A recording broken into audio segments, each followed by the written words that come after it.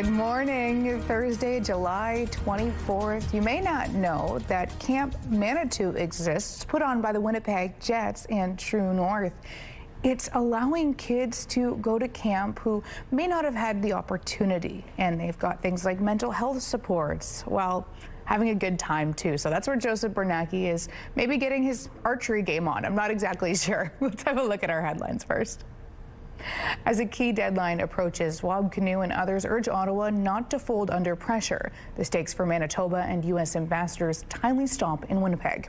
Water worries at Betula Lake. Levels are down nearly half a foot, and cottagers are raising concerns about the short and long-term impact. And cuteness cleared for takeoff. Meet the tiny therapy ponies trotting through this terminal to help passengers decompress. Did you see their fancy shoes? No, I didn't get a really good look, but that's awesome. I love that. I'll be honest, Terry, I didn't spend too much time outside yesterday. How was it? Quite pleasant, actually. Good. Yeah, no, I really enjoyed yesterday afternoon. It was nowhere near as smoky as I was expecting it to be, and a lot of those smoke warnings ended up being lifted. So, yeah, overall, it was quite pleasant. Not only did we have less smoke than expected, but really pleasant temperatures, too. And now those pleasant temperatures linger. We're waking up to 16 degrees. We do still have our winds out of the northeast, just 6 kilometers per hour, though. They're very much on the lighter side, and will stay that way today. The pressure rising, the humidity sitting at 82%. Now, a few extra clouds this morning. We might get some precipitation, but with the dry conditions around the province, we will welcome a little bit of rain. And yeah, warning map has improved big time. Still with the warnings up in the far northwestern part of the province, but most of Manitoba in the clear, and continuously seeing some clearing.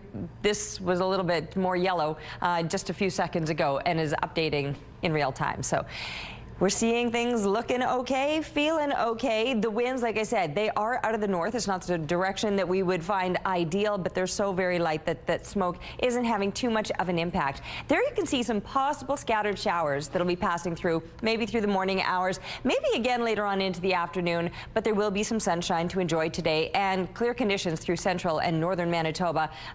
Dry one for the most part. Tomorrow, a bit of a different story. Here's a look first thing tomorrow morning. Northern Manitoba getting a round of rain. We'll have dry conditions through most of the day, but into the evening time, passing storms overnight. That'll set us up for Saturday once things clear again. And it is still looking like it's going to be quite hot over the next couple of days. Today, a little more moderate with mid-20s expected. Thanks, Terry. An update now on the wildfire situation in Leaf Rapids. The fire has entered the town, forcing firefighters and all personnel out. The update came tonight at around 8:30 p.m. Wednesday evening on the town social media page. It says the fire jumped the Churchill River, entering the town from the industrial area. It says everyone got out safely. Residents were evacuated earlier this month. Firefighters may not be able to return for some time, and thick smoke in the area may limit the town's ability to provide updates. Water levels at Betula Lake in Whiteshell Provincial Park are nearly half a foot lower than what they should be, and cottagers are concerned about the short and long-term effects. When you think of a shallow lake like Betula that averages 6 to 8 feet, when you have a 4 or 5 inch drop in water, it's a significant hit. Betula Lake has a target water level dictated by the province. However, Galloway weirs downstream aren't able to maintain that level. Aside from raising the height of the weirs, the association wants the province to increase the target water levels and complete a study of invasive species. It's really concerning to me. My kids are a fourth generation family out here.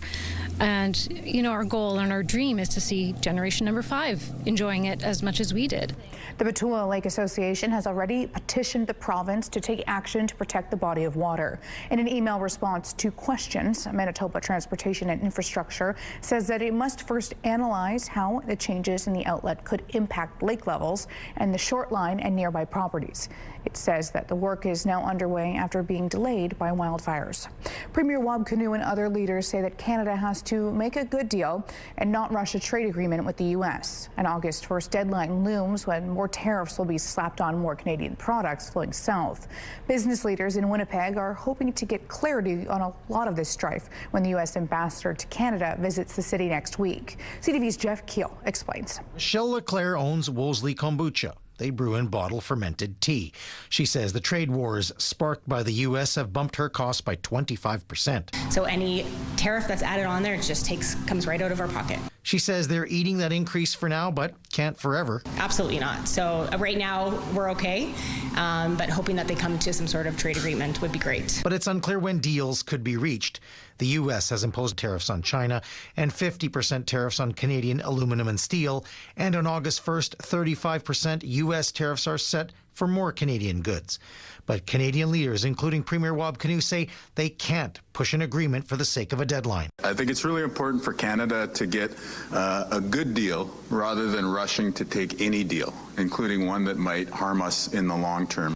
Many believe 0% is out of reach. Businesses will have to live with some sort of tariff. Trump just made a deal with Japan for 15%. The evidence suggests that we are looking at a trading relationship going forward that will include tariffs. All of this is happening as U.S. Ambassador to Canada Pete Hoekstra called out Canadians for boycotting travel to the U.S. and American booze. Well, there are reasons why the president and some of his team refer to Canada as being mean and nasty to deal with. Hoekstra is speaking at a Winnipeg Chamber of Commerce event next week, where he will be taking questions. He's here to deliver America's case to Canada. We are here to press Canada's case to the United States. Sometimes there may be friction points. And while Michelle Leclerc is still hoping for zero tariffs, she says the renewed Canadian pride that has come out of the trade war with the U.S. has been good for business. We've seen a 30% increase in sales. So more people are supporting local, more people are drinking less alcohol. Jeff Keel, CTV News, Winnipeg. The U.S. ambassador is set to speak on Tuesday afternoon at the Winnipeg Art Gallery, which includes a fireside chat. The chamber says the topics under discussion include trade, security, and the cross-border relationship between the two countries. The judge in the sexual assault of 5 World Junior hockey players will hand down her verdict today. The accused, Dylan Dubé, Calfoot, Carter Hart, Michael McLeod, and Alex Formanton, have each pleaded not guilty to sexual assault. McLeod has also pleaded not guilty to the additional charge of being a party to an offense. The alleged sexual assault took place at a London hotel in June of 2018 after a Hockey Canada gala. The trial started in April with a jury. After the jury was dismissed a second time, the judge decided to move on alone to avoid a repeat of the grueling testimony and cross-examination for the complainant. The ongoing wildfire situation has prompted one of the Folklorama pavilions to pull out of this year's festival. The First Nations Pavilion will no longer be a part of this year's lineup. Organizers with Nimu Agua, the title sponsors, say while it was a difficult decision, they need to focus their efforts on supporting those who have been displaced. The nonprofit works to support children in care, foster parents, low-income families, and others.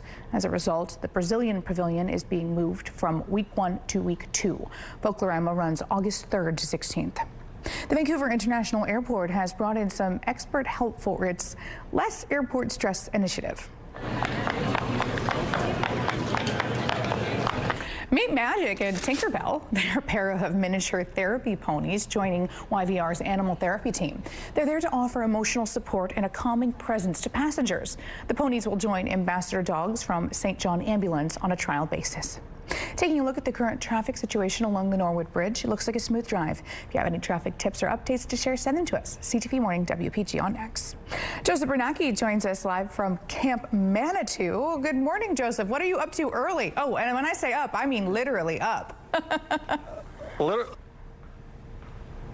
I'm pretty far away actually from cameraman Scott right now. As you can see, I'm standing next to a zip line here at Camp Manitu. Always a pleasure spending one of our morning live summer shows here at Camp Manitu, hosted by True North, of course. Coming up throughout the show today, we're going to talk a little bit of the history of the camp. Of course, this place has been here since 1930, and there's so many different activities for kids to do. Everything from archery, rock climbing, kayaking, canoeing, and of course, zip lining. I have not done this, for the record, since 2012, so this is 13 years. I'm going to get Mackenzie from North to unlatch me here, and we're going to go for a little bit of zip lining. So we'll see my reaction. I'm pretty excited. Yeah, we're going to try this out.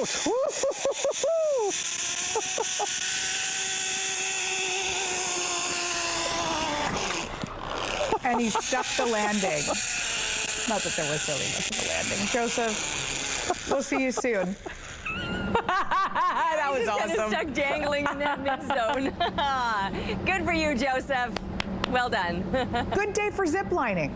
It's going to be a great day for whatever it is you want to get up to outdoors today. I think maybe one of the more pleasant days. We have a video first. I'm sorry. I don't mean to cut you off, Terry. That's my bad. We have to get to this video. Sure, let's do it. And I have to ask you something. Have you met someone who looks like they could be your brother or sister? Check this out.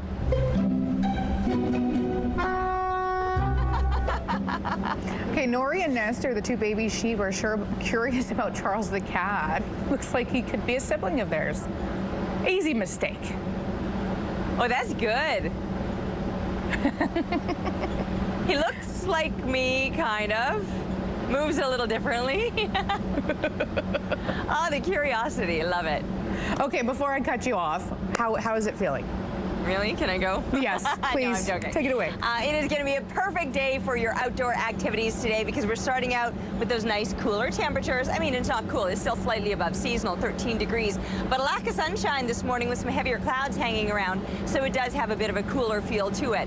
The winds are light. They're going to stay that way throughout the day today. At the moment, it's a north wind, but it's only 6 kilometers per hour. The pressure rising, humidity sitting at 87%. So we do have these extra clouds around right now. Possibly could be seeing some passing precipitation through the morning hours. And then again, much later on into the afternoon, there's again the possibility of some passing precipitation. Midday, sunshine, mid-20 temperatures, so not a scorcher of a day, but pleasant, and especially with lighter winds. I mean, I think a lot of things about today will be quite pleasant for those of you that like that mid-range temp. If you like the heat, it's coming for tomorrow. For those of you that don't like the heat, get outside today, because Friday and Saturday both are looking to be up into the extremes, low 30s as far as where those temperatures will hit. There will be some sunshine, but with that kind of heat, maybe some humidity, you know, the potential for some storms is there. Taking a break right now, but we'll be back with more CTV Morning Live.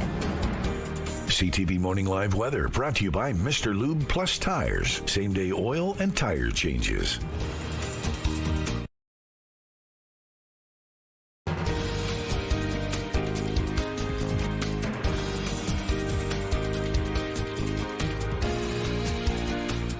Good morning. It's 6:15. The government is making some adjustments to its agri-insurance program to help out drought-stricken livestock producers. Manitoba Agricultural Services Corporation says that forage and pasture producers will be able to defer forage insurance claim deduction payments made before October 1st and get partial payments on insurance claims for crops with measurable losses. It also says livestock grazing on uninsured crops won't impact claims. They're also looking to incentivize farmers to convert cereal crops to livestock feed. You can find more information on our website, ctvnewswinnipeg.ca. Breaking news this morning, officials say that they've found the wreckage of a passenger plane that crashed in eastern Russia.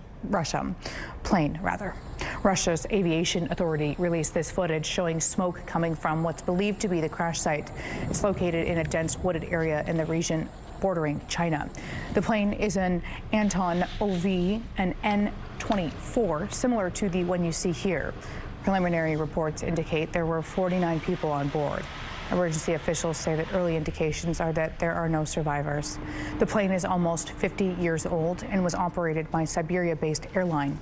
Authorities have opened an investigation into the cause of the crash.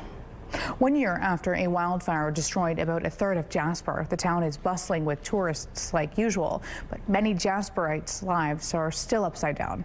Most of the destruction was in residential areas, but the rebuild is hitting bureaucratic snags.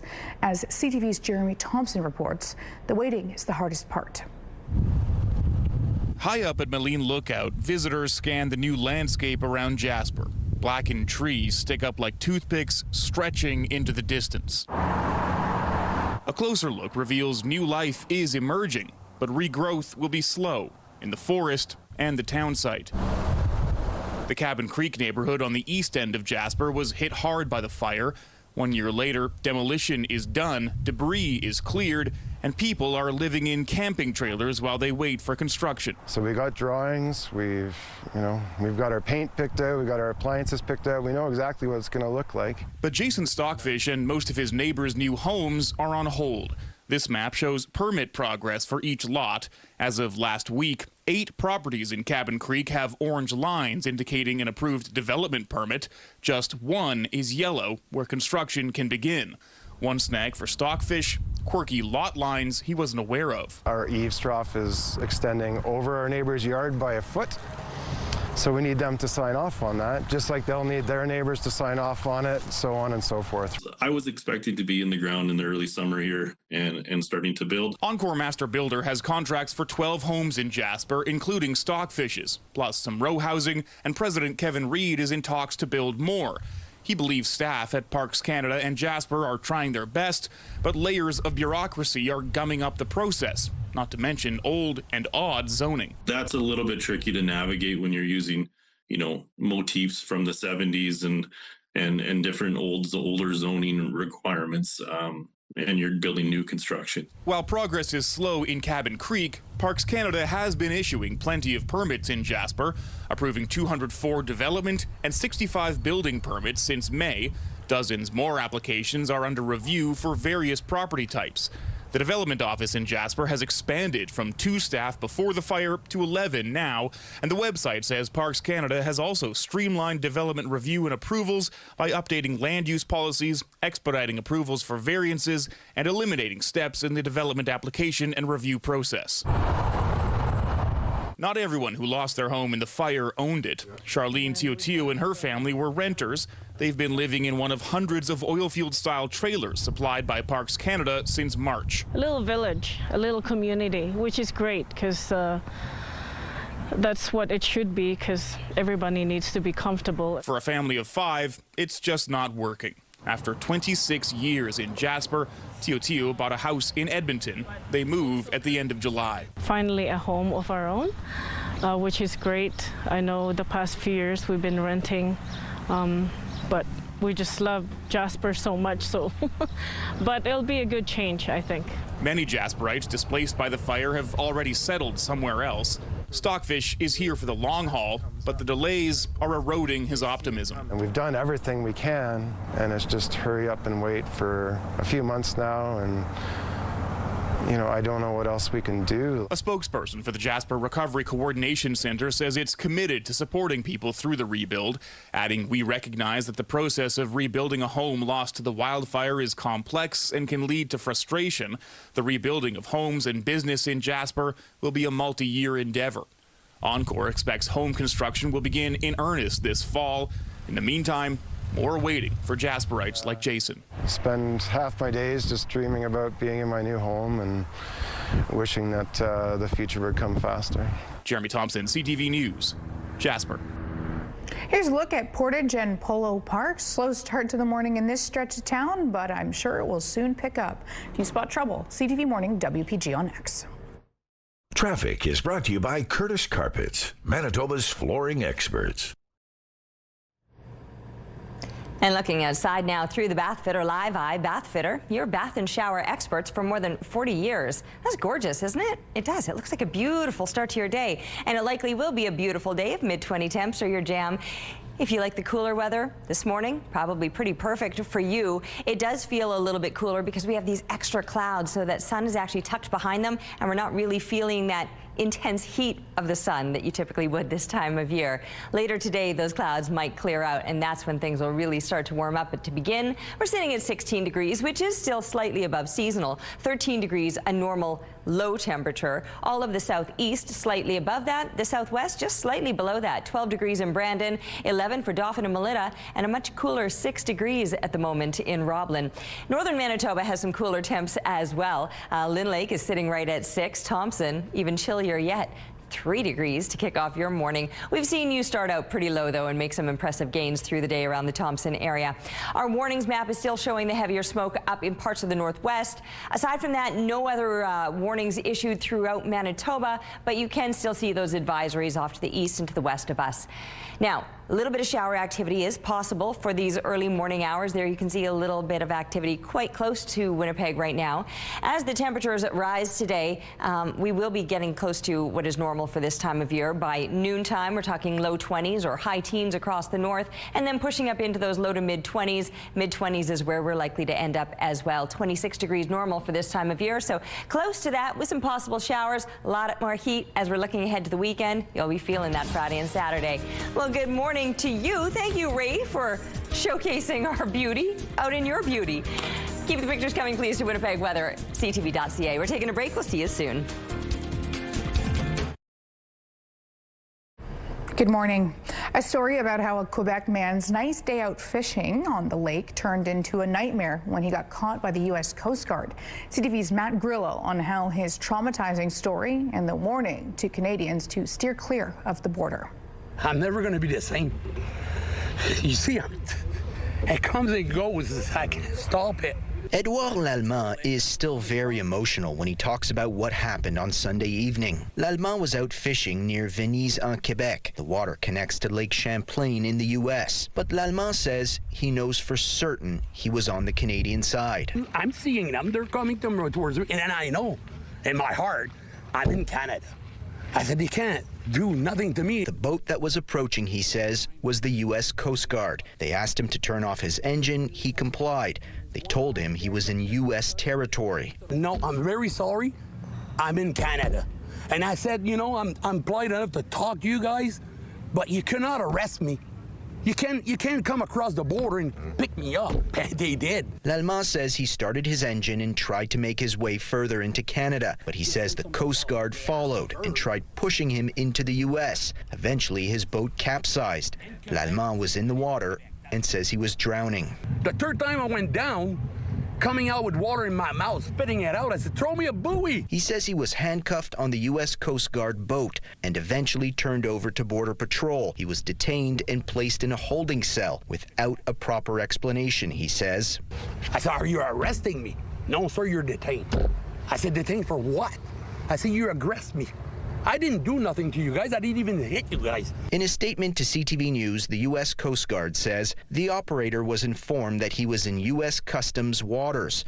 While the Coast Guard's 29-foot response boat was alongside the vessel, the operator put the vessel in motion and ignored commands to maintain course and speed for boarding purposes. The vessel then made an abrupt turn and struck the port bow of the Coast Guard. They go on to say that Lallemand's boat capsized and he ended up in the water, but the Coast Guard promptly recovered him. He was eventually transferred to U.S. Border Patrol custody, and the Coast Guard says the actions of the operator of the Canadian vessel are currently under investigation. After hours in a cell, Lallemand was released.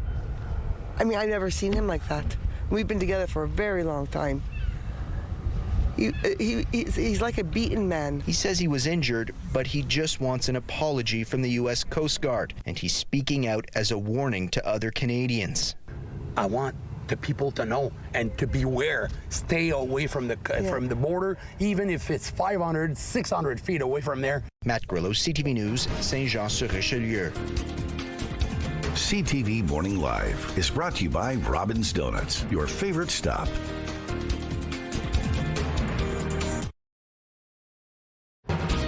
It's 16 degrees, a few extra clouds hanging around this morning. North winds are on the lighter side, 6 kilometers per hour. The pressure is rising and the humidity is sitting at 87%.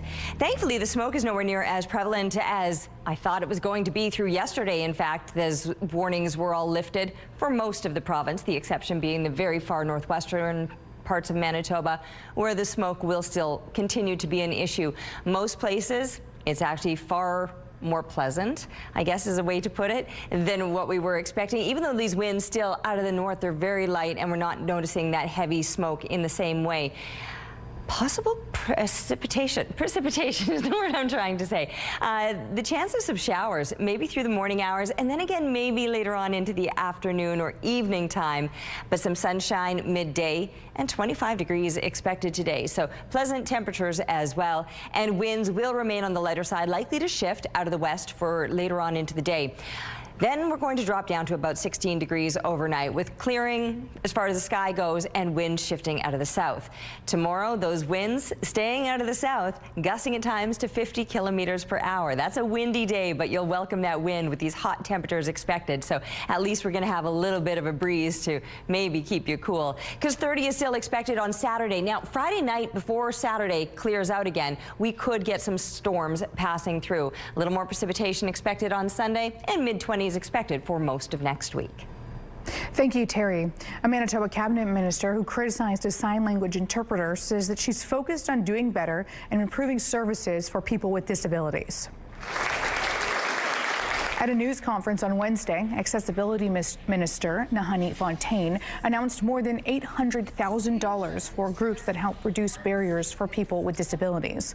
Fontaine came under fire over comments she made at an event last month. She told a staff member that she was thrown off by a sign language interpreter. The minister has reportedly apologized for her remarks. She now says she and her department are making changes to increase accessibility within government. Even though you think and believe that you're doing good, that you're doing a good job, there's always room to do better. And certainly, you know, this experience, like the way that I've always lived my life, is that when I have these missteps or these mistakes or these moments, I always try to find the teaching and the lessons in it, and then how to move better or how to move forward in a better way, how to do better. Fontaine says that her department will have sign language interpreters at all public events, and the government will hire 2 dedicated interpreters to support all departments. She also says that better enforcement is on the way to crack down on businesses which fail to meet provincial accessibility standards. 10 people are facing charges after RCMP searched a home in Thompson. Mounties say that the raid happened last Wednesday at a home on Brandon Crescent. They allegedly seized a handgun, $20,000 in cash, cell phones, cocaine, and other substances that are still undergoing testing. 4 women and 6 men were arrested at the scene, ranging in age from 21 to 42. 4 men from Thompson, and while 2 others were from across Lake and Lac du Brochet. The rest were from different regions in Ontario. They're all facing various drug and firearm offenses. A 20-year-old man from Stewartburn is dead after a water truck crashed into the back of a gravel truck. It happened on Tuesday morning on the Trans-Canada Highway between Brandon and Carberry. RCMP say that a gravel truck had turned east onto highway and was getting up to speed. A water truck traveling east crashed into the back of the gravel truck. A 20-year-old passenger in the water truck died at the scene. The drivers of both vehicles weren't seriously injured. Everyone was wearing their seatbelts. RCMP continued to investigate. Get ready to see more hydro workers and contractors trimming trees around lines. The Crown Utilities says it's stepping up tree trimming and general vegetation management to help keep the system running smoothly. It says contact between trees and power lines is one of the most common causes of outages, responsible for 2,600 outages last year alone. That means you're likely to see workers going onto properties to trim or remove trees and heavy machinery clearing brush in rural areas. Tributes to the late heavy metal icon Ozzy Osbourne have been pouring in. The 76-year-old frontman of Black Sabbath died Tuesday, and as CTV's Stanton Unger reports, in the wake of his death, Winnipeg fans are cherishing the music he left behind. Through the window at the world outside. A tribute to the godfather of heavy metal. Time after time. Winnipeg musician David McLean says Ozzy Osbourne holds a special place in his heart. Ozzy saved my life when I was 14. It was June 8th, 2003, when McLean saw Osbourne in concert. It was the same day his mother died. And I wasn't going to go to the concert because I was so sad that my mom had died. But my Uncle Darren said, Dave, you know what? It's all serendipitous. You should go to the Ozzy Osbourne concert. And ever since, Osbourne's music has brought him closer to his mother. Mama, I'm Coming Home didn't ever sound so good. Osbourne, the frontman of Black Sabbath and so-called Prince of Darkness, died Tuesday at the age of 76, just weeks after his farewell show in the UK. In the wake of his passing, his music has been flying off the shelves at the Into the Music record store. There's like a deep sadness and a remorse for really an icon. Greg Tunn says it's not just here in Winnipeg. Suppliers across the country are selling out of Osbourne's music. We saw it with people like Prince, and we saw it with Bowie. That there was, or Michael Jackson as well, that there was a kind of frenzy or craziness in the first few months. He says throughout the day, customers have been coming in and sharing stories and memories of a legend whose crazy train life and legacy has impacted generations. I think that this cuts deep for a lot of people, and it's created some really interesting and touching responses. I'm just a dreamer.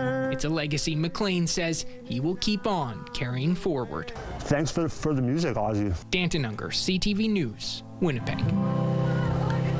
Aside from your usual construction, there are no traffic delays that we're aware of. This is Confusion Corner. Let us know if you spot otherwise. CTV Morning, WPG. Looking now at your gas prices, the Canadian average stands at $1.35, while the provincial average is lower at $1.30. In Winnipeg, the average is $1.29. The lowest price in the city, $1.19. All this information available at gasbuddy.com. Price at the pump brought to you by kidneycard.ca. Get a free tow and a tax receipt for value of your car. Joining us now is resident zip lining specialist, Joseph Bernacki from Camp Manitu. Good morning, Joseph. Hi. Good morning, Ainsley. I appreciate the title, and of course, good morning, Manitoba. We're on level ground right now. I just finished my zip lining earlier this morning, and very pleased to be joined by Jeff Hoffer. He's the director here at Camp Manitu. It's always a pleasure having you on our show. Awesome. Yeah, thanks a lot. We love having you out here. Yeah. So for people who have never had a chance to come here before, kind of put us in this space. You know, we're standing in front of the Travis Price Center. What's it like coming to Camp Manitu?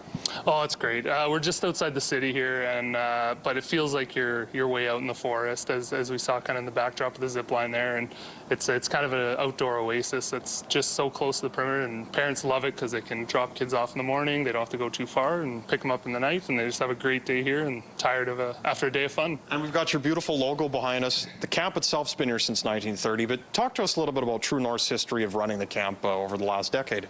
Yeah, so the True North Youth Foundation took over about 10 years ago and really expanded it. It's one of our 3 programs, the Winnipeg Jets Hockey Academy, Project 11, and Camp Manitu. So Camp Manitu kind of started out as a gap for our hockey program to stay connected with the kids over the summer, and it's kind of grown now into welcoming all kids, get as many kids as we can on site, especially those that might not get the opportunity. We're looking at underserved youth, kids with disabilities. That's kind of our main goal, and we have amazing support from the community, especially through 50-50 at Jets games. It's really helped. I was going to say that projects from the proceeds from the Manitoba Moose and the Jets support this place and kids. Exactly, yeah, and it's just allowed us to really build amazing facilities, great activities. We're up to 35 activities now, and then in the winter we have 12 to 15 different activities, so we're running year-round. We're getting tons of kids through the door, and it's just an awesome place. And give me a quick word on Project 11, how that's been critical in support for many years now, and what it's meant for kids as well. Yeah, so they celebrated their 11th year now, and it came from the unfortunate passing of Rick Rippon, but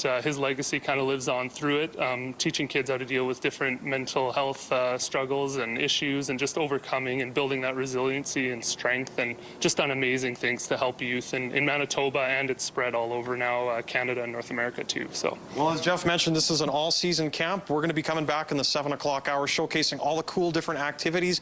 Maybe I'll be trying something as well in the 7 o'clock hour. Stay tuned to find out. We'll be back coming up shortly. I hope so. Thanks, Joseph. Terry, have you ever been to camp? I spent every summer at camp. I would always do like a week-long camp experience, and then as soon as I was of age, I was a camp counselor. And honestly, it was one of the coolest jobs. It's so laid back and easy, right? Like you're just hanging out with kids, going canoeing, reminding them to wear a life jacket, a couple of crafts, sing some songs. I love camp. Oh man, chill. How's it up there? So I just pulled out the umbrella. I mean, it's raining so lightly that I kind of first came out here and I was like, oh, it's raining. Am I going to get the umbrella? And then I was like, well, I could get the umbrella or I could get wet. So I got the umbrella. Here we go. It is still very much a light rain, though. Heavier clouds hanging around. It's 16 degrees. Winds are light. They're out of the north. They're just 6 kilometers per hour. The pressure rising and the humidity sitting at 87%. The passing precipitation is likely not amounting to much or lasting very long. And then eventually, once it passes, some clearing. We'll see some sunshine today. Temperatures will be on the rise. We're starting out slightly above seasonal, 13 a normal low, 26 a normal daytime high, and we'll get a lot closer to that number today. 25 is probably where we'll top out with sunshine through midday. But then again, the possibility of some showers once we're looking ahead to the evening time. Northern Manitoba not likely to see, or even central Manitoba, see much in the way of rain. We do still have those smoke warnings around Flin Flon, Lynn Lake areas. For everybody else, air quality considerably better today.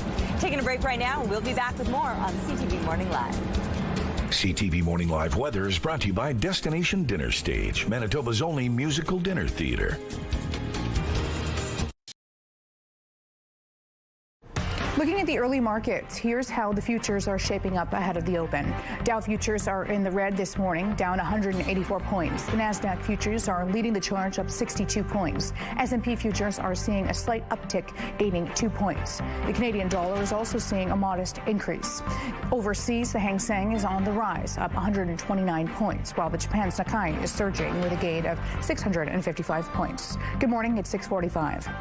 More than a dozen food processors in Manitoba are getting the opportunity to expand their operations thanks to a funding boost from the government. The funding helps them buy equipment and invest in new technologies. We're here to help them grow and be competitive as we find new and emerging markets around the world. That's Agriculture Minister Ron Kostnishin, who says the federal and provincial governments are putting forward a combined $6 million for 19 different companies. He made the announcement at the Maple Leaf plant in Brandon, one of the recipients of the funding. Aside from Maple Leaf, some smaller family-run food processors in places like Altona, Bloom North, and Eli will be getting their share of the money as well. Water levels at Betula Lake in Whiteshell Provincial Park are nearly half a foot lower than what they should be, and cottagers are concerned about the short and long-term effects. CTV's Daniel Holmerson explains. It's a slice of paradise nestled into Whiteshell Provincial Park. And it's a beautiful lake. It's not huge, but it's been great. I mean, the view, like I can just sitting on the dock by the water, it's just so soothing. For many cottagers like Ryan Galloway, Betula Lake has become a second home. We got so many great friends and such a wonderful community that, yeah, it's just a special place to be. But low water levels are causing problems at the lake this summer. When you think of a shallow lake like Betula that averages 6 to 8 feet, when you have a 4 or 5 inch drop in water, it's a significant hit. And invasive weeds are running wild, wreaking havoc on boaters and swimmers. The biggest thing is the long-term viability and the health of the lake. The last thing we want to see is an environmental issue where the lake just becomes so overrun that we can't deal with it. Betula Lake has a target water level dictated by the province. However, Galloway says 2 fixed weirs downstream aren't able to maintain that level. The height of the weir needs to change. We need to be able to contain more water for a longer period of time. So in the low seasons, we're able to maintain that level higher. The Betula Lake Association has already petitioned the province to take action to protect the body of water. They came back early January and said we'll have a water hydrological study done by the summer, and we haven't heard anything yet. We haven't got any response. The cottagers say they've taken steps to educate themselves on water stewardship, but they're demanding more help to preserve Betula Lake's future. Come out and take a look for yourself and see what the ramifications are of inaction. None of us are experts. And water level is obviously a concern. Perhaps there's more to it than that. It's really concerning to me. My kids are 4th generation family out here. And, you know, our goal and our dream is to see generation number 5 enjoying it as much as we did. Daniel Holmerson, CTV News, Betula Lake. Aside from raising the height of the weirs, the association wants the province to increase the target water levels and complete a study of invasive species. In an email response to questions, Manitoba Transportation and Infrastructure said it must first analyze how any changes in the outlet could impact lake levels, the shoreline, and nearby properties. It says that work is now underway after being delayed by wildfires. Rescue operations are underway for 3 miners who have been trapped underground in a northern BC mine since Tuesday. Obviously, it's very concerning for the families, for the workers in the sector, and all British Columbians and Canadians. The miners are believed to be uninjured and in a refuge area. 2 workers from BC and 1 is from Ontario. The miners were initially able to communicate with those outside, but they have since lost contact. The mine's owner, Newmont Corporation, is working to get back in touch and bring them back to the surface. Ontario's chief mine rescue officer says that it could take weeks for the miners to be rescued. Luckily, they have enough supplies to last them for weeks. According to a new report, drivers are being more mindful behind the wheel thanks to speed cameras. Sometimes just that one ticket can really be that reminder to be cautious of your speed. Based on a report from the Canadian Automobile Association, speed cameras are making roads safer. Many drivers are slowing down or avoiding roads where the cameras are located. CAA said that 73% of drivers in Ontario reduce their speed when approaching a camera. More than half of the people said that they don't speed up again after passing one. But not everyone seems to be slowing down. The report showed that 23% of Ontario drivers received a ticket this year, up from 17% last year. Well, hopefully you're watching your speed levels as you go past Keniston and Sterling Lyon. No traffic delays or crashes that we're aware of. All right, 16 degrees with some heavier clouds and even a little bit of very light rain at this time. North winds, they're 6 kilometers per hour. The pressure is rising and the humidity sitting at 87%. So a little extra cloud, a little bit of precipitation, not as much smoke as we were anticipating. In fact, yesterday, the smoke warnings through most of the province lifted with the exception of the far northeast, right around Lynn Lake, Flin Flon. That's where the heavy smoke remains. Most places, though, are considerably clearer than they've been or than I think we were even expected, because these winds are still out of the north. They're just very much on the lighter side and the air quality is considerably better. There's the precipitation that I was saying got me to get the umbrella out upstairs. It is just very, very light rain. We might see it a little more active over the next hour or so. Much of southern Manitoba could be dealing with some morning showers. For central and northern Manitoba, sunshine for you and very mild temperatures. We're talking high teens or mid-20s, few extra clouds in the Gillam area, and then of course that smoke up around Lynn Lake and Flin Flon. Most places though the conditions are a little bit clearer today and maybe even slightly above seasonal with those temperatures in the northwestern part of Manitoba. Here in southern Manitoba, 26 degrees, that would be a normal daytime high. That's exactly where Neepawa, Brandon are headed today. Could again see those passing showers through the morning hours or again later on today, sunshine in between. So maybe a bit of a soggy sandwich if we do in fact see those evening showers, but midday sunshine and pleasant temperatures pushing us up into those mid-20s. Northwestern Ontario, you're not likely to see that precipitation this morning. We won't tomorrow either, but tomorrow night some passing storms and then clearing out again for Saturday. But that's all going to come along with plenty of heat. Mercury will be soaring for the weekend. Thanks, Terry. They're wild, majestic, and a little noisy, and a homeowner in Mineville, Nova Scotia wouldn't have it any other way. CTV's Hafsa Arif visited a woman who shares her home with a family of bald eagles. Every morning at 5, the calls start. Parents come with food and they make one racket. It started 3 years ago when a pair of bald eagles built a nest above Linda Rick's garage, and since then inside it, a family has grown year by year. In 2023, they raised one, and last year 2, and this year, so fortunate, we had 3. So it's just a blessing. I'm just so thrilled. Linda has been here for all of it. Every flap, every drop of fish, and every loud morning wake up. I don't think they want to leave. Here we go. The youngest of this year's brood has been taking its time flying. Sort of, but staying close to home. Some now they've decided to go back to the nest. All 3 of them. Don't ask me why. Maybe the mother prefers to feed them there. It's so sweet. And I have seen birds, so they have been bringing birds to them too. She's learned their patterns, their personalities, and their favorite spots. When I first saw one on the ground, I opened the back door, and he was sitting on my rocking chair right at the back door within a couple feet. Linda's property is not only a hunting ground and nursery, sometimes it's a comedy show too. The 3 were sitting on the rail out front and they were lined up, and one decided it would get on the back of the other and try to balance. Well, of course, I wasn't fast enough to get the picture, and they all ruffled their feathers and they all fell off. They built the nest, but Linda built the bond. She says she's not just a neighbor to the eagles, she's their mother, minus the feathers. They just seem so used to me that they don't scare me. They don't fly at me. They just stay wherever I am. Seasons change, eaglets grow, and nests fall. But one thing is certain, Linda will be here watching from the porch, heart wide open. Hafsa Arif, CTV News, Mineville. A man is on a mission to make as many friends as he can. His current friend list is really quite remarkable. ABC's Danny New explains. I just met number 7,000 on my journey. A mission that might make even extroverts say, okay, that sounds like a lot. You expand your perspective with every interaction that you have with someone. For almost a decade now, Philadelphia's Rob Lawless has been on a quest to make 10,000 friends. Now, what constitutes a friend? Hey, how's it going? We just have to spend an hour together one-on-one. And there's no set list of questions. It's not an interview. Many of those chats have been virtual with citizens of more than 90 countries, but on other occasions, Rob has befriended a pilot mid-air. I want an animal cracker. And the owner of an Airbnb with 35 goats and a yak. Did the yak or the goats make the friend list? No.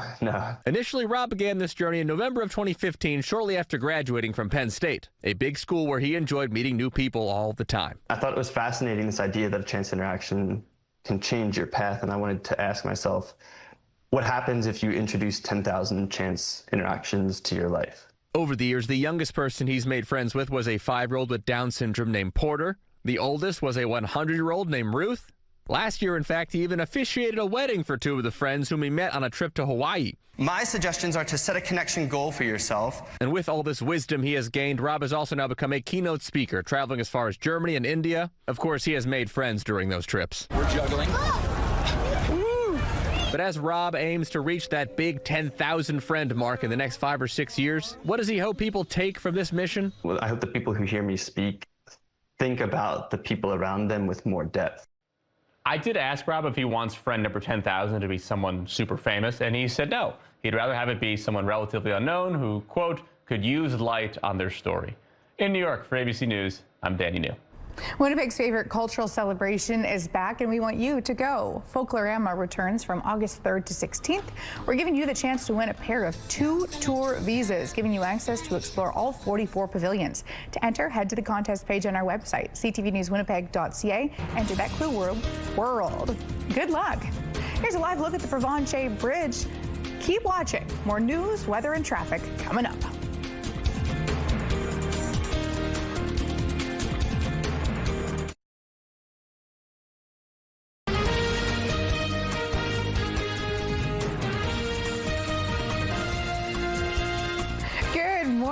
And happy Thursday. I almost said Tuesday. I've got scrambled eggs up in here. That's okay. Just close enough to Friday. Pause to the Pedal, an event that's been happening since 2014, supports local rescue organizations. This year, it's K9 Advocacy Manitoba. And at 7:52, we are going to meet Potato, a dog named Potato. Just a little dog. It's so cute. Stay with us for that. First, here's a look at your headlines. Canada pushes back on U.S. trade deadline. Premier Canoe urges caution as tariff threat puts pressure on deal. Plus, Crown seeks harsh sentence for Convoy organizers. Prosecutors want up to 8 years for protest leaders. And science camp with a twist from the heart. Dissection to DNA students gets hands-on with health. We talked about camp earlier, Terry. I went to science camp growing up, which doesn't really explain how I ended up here. However, liquid nitrogen ice cream also does. Oh, I was going to say, wait a minute, how does that end up explaining why you're here? Is there something wrong with eating liquid nitrogen? Because clearly, if you ended up here. That was my favorite part. Interesting. Was it tasty? Oh, yeah. Yeah, okay. Ice cream's ice cream. Very good, fair enough. 16 degrees right now with a bit of a breeze out of the north. The pressure is rising and the humidity is sitting at 87%. A little bit of shower activity has just briefly popped up. Smoke nowhere near as much of an issue as it was expected to be yesterday. You remember how much of the map was purple yesterday, most of it, and now most of it not. Except the very northwestern part of the province, up around the Flin Flon, Lynn Lake areas. We do still have some advisories in areas off to the west, to the east of us, but most of Manitoba, cleaner air and welcoming that. Also still welcoming a little bit of passing precipitation, which we're seeing there showing up on the satellite image. Brief, and it's not going to amount to too much, but chance not just through the morning hours, maybe still through the afternoon. Central and northern Manitoba, a much brighter day and a warm one too. Mid-20 temperatures expected, well, pretty much across the entire province. That's seasonal for southern Manitoba, but slightly above normal for central and northern Manitoba. And then there's your round of precipitation coming in on Friday morning. So much of the north and then central Manitoba will see that precipitation on the day side. We're likely to remain clear through the day, but then watch those showers or storms passing over us in the overnight hours. Clearing back out again by Saturday, but we will be feeling the heat both days. Mid-20s for today, low 30s then for Friday, Saturday, back into the mid-20s with a possible shower activity Sunday, and sticking with those mid-20s as we continue through the week. Thank you, Baylor, who heard my call for art and sent this in, 7 years old. You've got all of it going on here. I love this. So thank you, and we would appreciate more of you sending in your art. So draw, color, or paint for us and send it to winnipegweather@ctv.ca. Thank you, Terry. An update now on the wildfire situation in Leaf Rapids. A fire has entered the town, forcing firefighters and all personnel out. The update came at around 8:30 p.m. on Wednesday evening on the town's social media page. It says the fire jumped the Churchill River, entering the town from the industrial area. It says everyone got out safely. Residents were evacuated earlier this month. Firefighters may not be able to return for some time, and thick smoke in the area may limit the town's ability to provide any updates. Premier Wildcanoe and other leaders say that Canada has to make a good deal and not rush a trade agreement with the U.S. An August 1st deadline looms when more tariffs will be slapped on more Canadian products flowing south. Business leaders in Winnipeg are hoping to get clarity on a lot of this strife when the U.S. ambassador to Canada visits the city next week. CTV's Jeff Keel explains. Michelle Leclerc owns Wolseley Kombucha. They brew and bottle fermented tea. She says the trade wars sparked by the U.S. have bumped her costs by 25%. So any tariff that's added on there, it just comes right out of our pocket. She says they're eating that increase for now, but can't forever. Absolutely not. So right now we're okay, but hoping that they come to some sort of trade agreement would be great. But it's unclear when deals could be reached. The U.S. has imposed tariffs on China and 50% tariffs on Canadian aluminum and steel. And on August 1st, 35% U.S. tariffs are set for more Canadian goods. But Canadian leaders, including Premier Wildcanoe, say they can't push an agreement for the sake of a deadline. I think it's really important for Canada to get a good deal rather than rushing to take any deal, including one that might harm us in the long term. Many believe 0% is out of reach. Businesses will have to live with some sort of tariff. Trump just made a deal with Japan for 15%. The evidence suggests that we are looking at a trading relationship going forward that will include tariffs. All of this is happening as U.S. Ambassador to Canada Pete Hoekstra called out Canadians for boycotting travel to the U.S. and American booze. Well, there are reasons why the president and some of his team refer to Canada as being mean and nasty to deal with. Hoekstra is speaking at a Winnipeg Chamber of Commerce event next week, where he will be taking questions. He's here to deliver America's case to Canada. We are here to press Canada's case to the United States. Sometimes there may be friction points. And while Michelle Leclerc is still hoping for zero tariffs, she says the renewed Canadian pride that has come out of the trade war with the U.S. has been good for business. We've seen a 30% increase in sales. So more people are supporting local, more people are drinking less alcohol. Jeff Keel, CTV News, Winnipeg. The U.S. ambassador is set to speak on Tuesday afternoon at the Winnipeg Art Gallery, which includes a fireside chat. The chamber says that the topics under discussion include trade, security, and the cross-border relationship between the two countries. The hearing for Convoy protest leader Tamara Leach and Chris Barber is underway, and the Crown wants stiff sentencing. The Crown is seeking a 7-year prison sentence for Leach and 8 years for Barber. The prosecutors said that they want to see firm sentencing because of the community harm Leach and Barber left during the Convoy protest. A lawyer for Barber told the Ottawa court that he should not be left with a criminal record. Leach and Barber were both convicted in April of mischief for their roles in leading a 3-week occupation downtown Ottawa back in 2022. Leach's lawyer will be presenting his submissions today. Breaking news this morning. Officials say that they found the wreckage of a passenger plane that crashed in eastern Russia. Russia's aviation authority released this footage showing smoke coming from what's believed to be the crash site. It's located in a dense wooded area in the region bordering China. The plane is an Anton OV, an N-24, similar to the one you see here. Preliminary reports indicate that there were 49 people on board. Emergency officials say early indications are that there are no survivors. The plane is almost 50 years old and was operated by a Siberia-based airline. Authorities have opened an investigation into the cause of the crash. Heavy metal rocker Ozzy Osbourne died on Tuesday, about 5 years after announcing he had Parkinson's disease. Here are a few things that you should know about the disease. Parkinson's is a neurological disease that robs people of control of their movements. It usually appears after age 60, although sometimes it can develop earlier. Some early warning signs include stiffness, difficulty with movement, especially having a hard time starting to walk, a face that becomes expressionless, or stooped posture. While the exact cause isn't known, Parkinson's develops when cells that produce dopamine begin to deteriorate and die. Experts believe genetic and environmental factors are behind the disease. There is no cure, but there are treatments, including medications that affect dopamine levels and surgically implanted tremor-blocking devices and physical therapy. Dozens of Manitoba students are back in the classroom this week for a unique summer camp. You're going to make an incision all the way down the right side. Around 100 grade 6 to 12 students are taking part in a biomedical youth program on the University of Manitoba's Bannatyne campus. Student volunteers are leading campers through a number of interactive sessions, including heart dissection, fingerprint analysis, DNA extraction, and exploitation of our traditional Indigenous medicines. It's like sort of like medical and science together. It's really cool. It's not just a textbook subject. It's really about immersing them in some activities which really excite them. Kids love to sort of play around with things, and we get to do a lot of that here. Exploration of those things is what I meant to say. The original goal is to introduce young Manitobans to biomedical and health sciences careers and what each involves so that they can make informed choices on their future careers. The camp is offered free of charge to students who are interested in science. Whatever it takes to get Venus Williams back on the court, we'll take it. I had to come back for the insurance because they informed me earlier this year I'm on COBRA. So I was like, I got to get my benefits. Williams' tennis comeback is still going after her win over Peyton Steens this week. She's now in the round of 16 at the Washington Open. At age 45, Williams becomes the second oldest woman to win a singles match on the WTA Tour.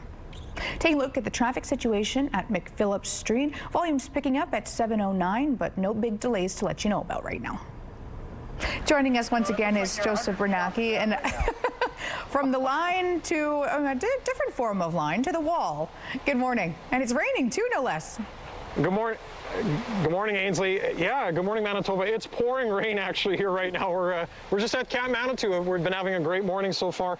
I'm trying a little bit of rock climbing. I haven't done this in many years, if ever, before. I'm joined by our gracious volunteer, Chloe, who's joined us this morning. And yeah, coming up throughout the 7 o'clock hour, we're going to be talking about the first aid certification training that they have here at camp. It's one of many different courses offered. This is a great place to come bring a group, bring your friends. At 7:42, we're going to be hopefully heading over to the lake, trying to stay dry, talking about the kayaking and canoeing and all the different water activities that you can do here. And yeah, it's just a lot of fun. And you know, between zip lining, rock climbing, which is a lot of fun activities here. Of course, I'm not as brave as Chloe. Chloe's a pretty good climber, but you know, we're having a lot of fun. So stay tuned for more action from Camp Manitu. Thank you, Joseph. Someone needs to tell Joseph that you don't go to the lake to stay dry. Because again, something I remember of my camp days, capsizing the canoe was a mission. Well, he mentioned water activities. Just going for a walk today could be one, I guess. Absolutely, yeah. Puddles, they're going to be growing now. The rain is coming down. Before I was saying it was so light, I was contemplating whether or not I needed the umbrella. Most definitely happy to have it now as that rain has picked up a little bit. But we welcome it. 15 degrees. Still slightly above seasonal, a normal low 13 or a little above that this morning. And the winds are light, 6 clicks. They're out of the north-northwest. The pressure is rising and the humidity sitting at 93%.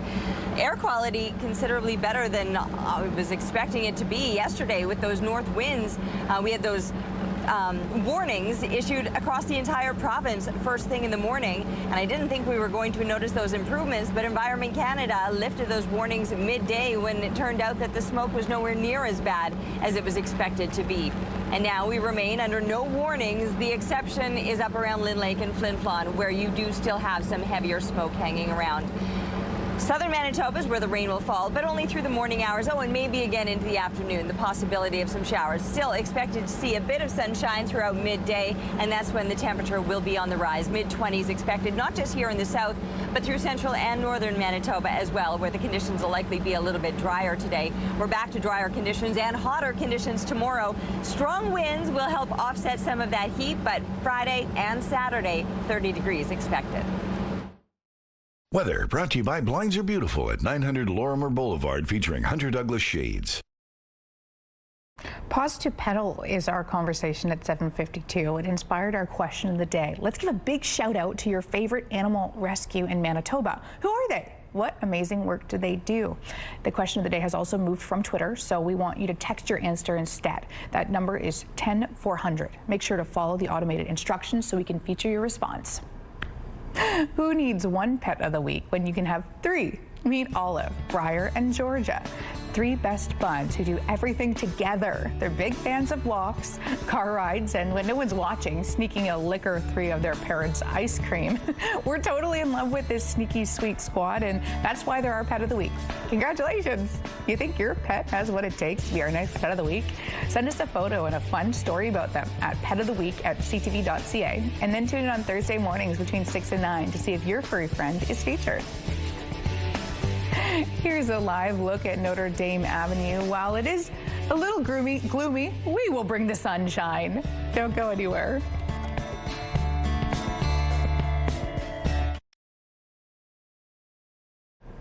Good morning, it's 7:16. The government is making some adjustments to its agri-insurance program to help out drought-stricken livestock producers.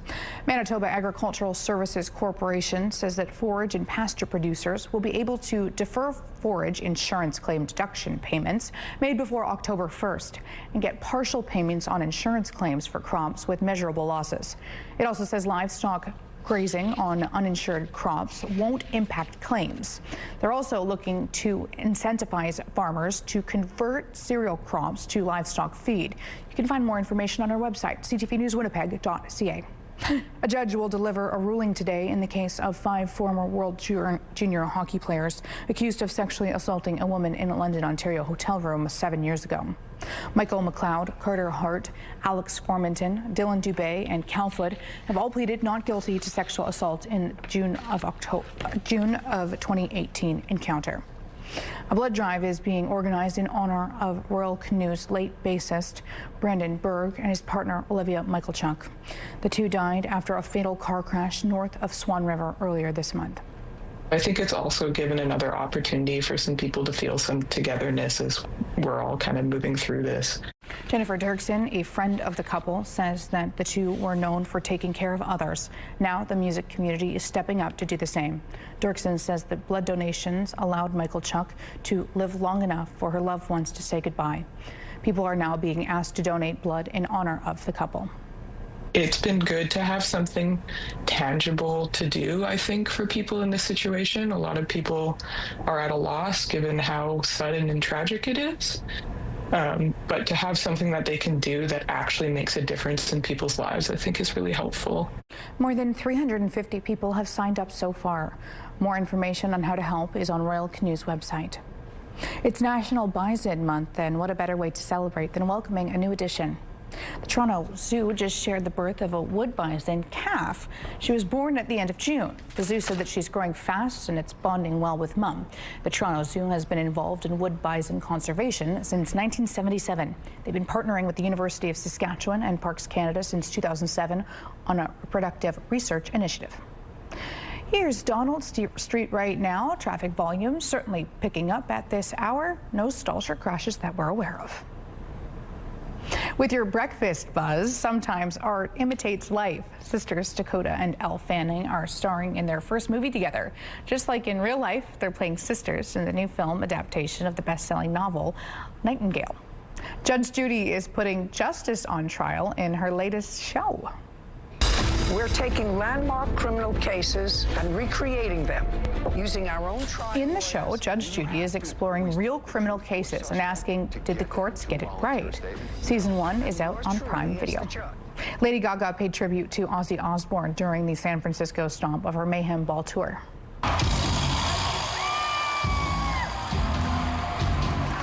It happened after her encore performance of How Bad Do You Want Me, surprising fans as she returned to the stage barefaced and in a new outfit. She put on an Ozzy t-shirt and rocked to Crazy Train during curtain call. Like a ray of light, the Queen of Pop is back and shining brighter than ever.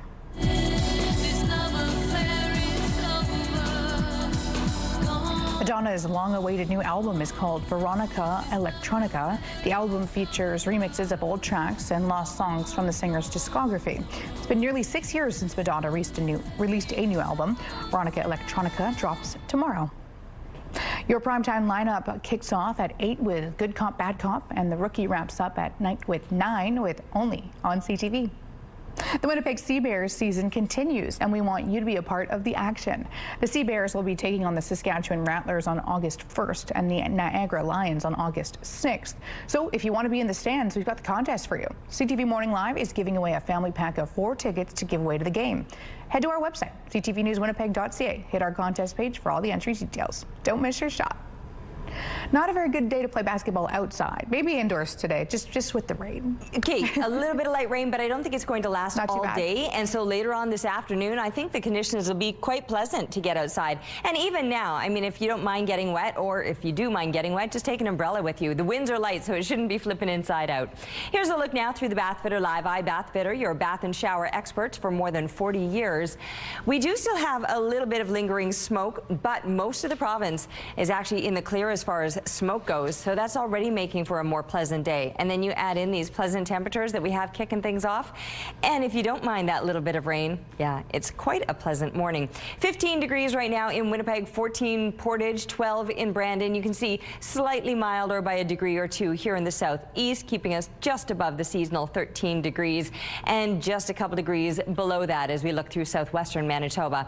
Thompson, you were at 3, you're now at 6, so you're already making some gains with the clearer sky expected across much of central and northern Manitoba. We will have that smoke, though, lingering in places like Flin Flon, the Pas, most of Manitoba. Those air quality warnings have been lifted. A little bit of shower activity there. You can see it right now on the satellite image, only passing through the morning hours. And like I said, maybe midday, some sunshine busting out, and that will warm us up a little bit. You can see our midday temperatures in the high teens and low 20s, but eventually into the afternoon, nearly everybody mid-20s is where we're headed today. 26 degrees, a normal daytime high. We're surpassing that for Friday and Saturday. It's going to get hot. It's also going to get windy tomorrow. Winds increasing out of the south, and there is the possibility of some storms Friday night. And I love this shot, using our mug to showcase the beauty of your farm. Ray, thank you for that. And we'd love to see your pictures, so keep them coming, please, to Winnipeg Weather at ctv.ca. Thank you, Terry. AI and robots are now helping restore the legacy of renowned Indigenous artist Norval Morrisseau. It follows an investigation into the biggest case of art fraud in Canada. Here's CTV's Geneviève Bonchemin. The painter in this Montreal studio is a robot reproducing a masterpiece by renowned Anishinaabe artist Norval Morrisseau. These aren't machine-created fakes, though, to be passed off as real, but replicas used to root out fraud. This is called Bear Father, Bear Son. Chloe Ryan heads acrylic robotics. She's a painter now armed with a degree in mechanical engineering. I became very frustrated with how long it would take me to make a piece, and then the fact that I could only sell that one time to one person. I was making $2 an hour. The fear, of course, is that this will empower robots to replace human creativity. But Ryan says this model helps artists use AI as a tool to make their art more accessible. But what also caught the attention of the late Morrisseau's estate was the technology's potential to help in his fight against forgeries.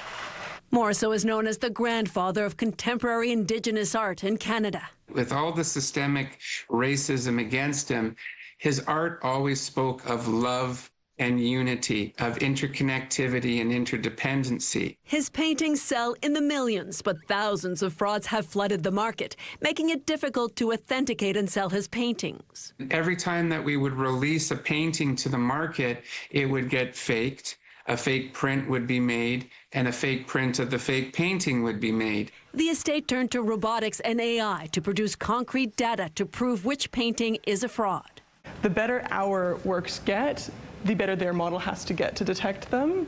Acrylic robotics creates increasingly precise copies used to train a program called Norval AI.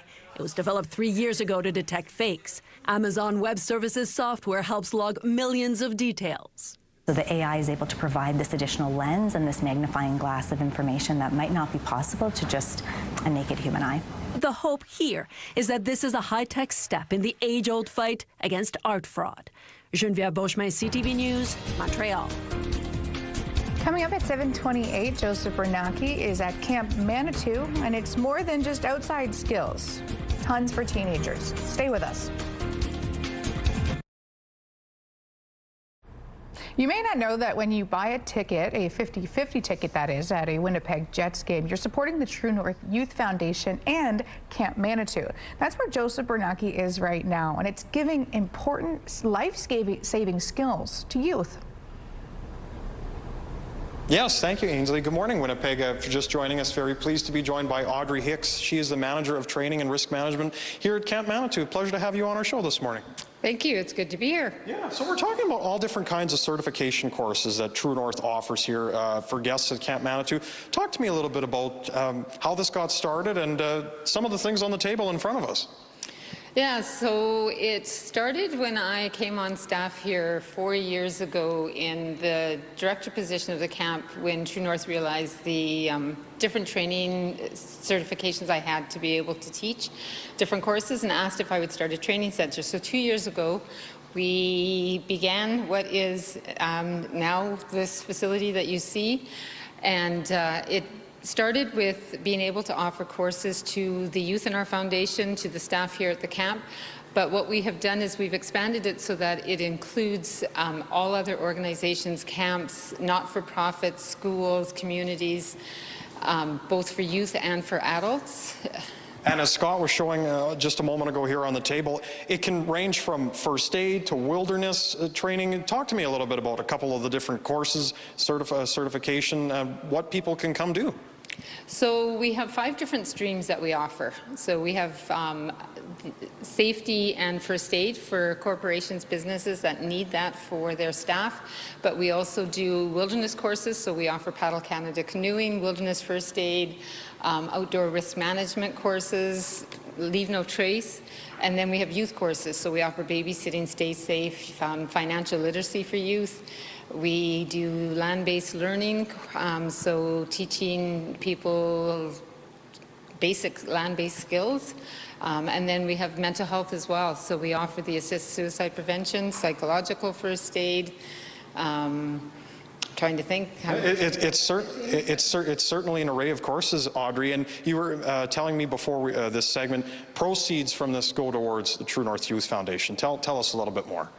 Yeah, so every time that we're teaching a course that's to another organization, corporation, the profits from that then feed back into our foundation, so that then we offer the courses to the youth in our foundation that gives them job readiness training, and then that streams them into, right now, about 25% of our staff at the camp came out of our programming with the foundation. Wonderful. Well, we appreciate having you on our show this morning, and we're going to be back at 7:42 highlighting some of the many activities you can do here at Camp Manitu. Again, it's all season, so there's plenty of great opportunities to come on down. We'll be back shortly. Thank you, Joseph. I kind of feel bad because I scheduled the lives, Terry, and I didn't strategically place it when it was nice and sunny and not raining out for him in the morning. To be honest, I feel like these showers just kind of like developed off to the west, and here they are. And honestly, climbing a rock wall in the rain? No, that's bragging rights. You'd be like, yeah, I just did that. Come on, that'd be a little bit scary and slippery. 15 degrees north-northwest winds, 6 kilometers per hour. The pressure rising and the humidity sitting at 93%. And to be fair, it's not like it's a thunderstorm where he's unsafe outside. A little bit of rain. As I told you earlier this week, Ainsley, you're not made of sugar. Neither is Joseph. The smoke is still an issue. That's the most northwestern part of the province, up around Lynn Lake, Flin Flon areas. All the rest of Manitoba has been cleared as far as the smoke warnings go. We do still have have those slightly downgraded advisories off to the east and to the west of us. But so far in Manitoba, honestly, I'm quite impressed with how fresh it's feeling this morning. And the rain certainly has something to do with that. So there you can see it on the satellite image, passing through right along the #1 highway. So if you're traveling this morning, you're probably have those windshield wipers kicking into high gear. The possible showers, but then partly sunny conditions. 25 degrees is where we're headed for today. Winds will remain on the light throughout the day today, and then shifting overnight out of the south.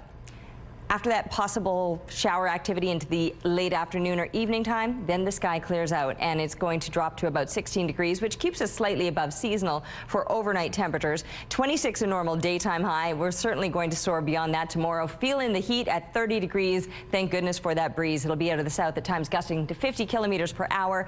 From there, another 30-degree day expected on Saturday, settling back into those more seasonal mid-20s. Maybe some showers to wrap up the weekend. Sunshine for next week. Thanks, Terry. A Manitoba cabinet minister who criticized a sign language interpreter says that she's focused on doing better and improving services for people with disabilities. Friends, Wednesday, Accessibility Minister Shania Twain announced more than $800,000 for groups that help reduce barriers for people with disabilities.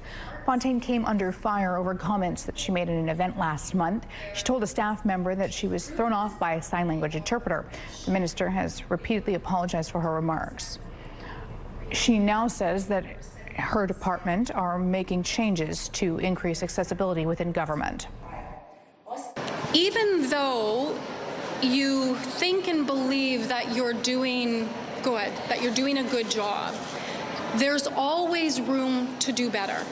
And certainly, you know, this experience, like the way that I've always lived my life, is that when I have these missteps or these mistakes or these moments, I always try to find the teaching and the lessons in it, and then how to move better or how to move forward in a better way, how to do better.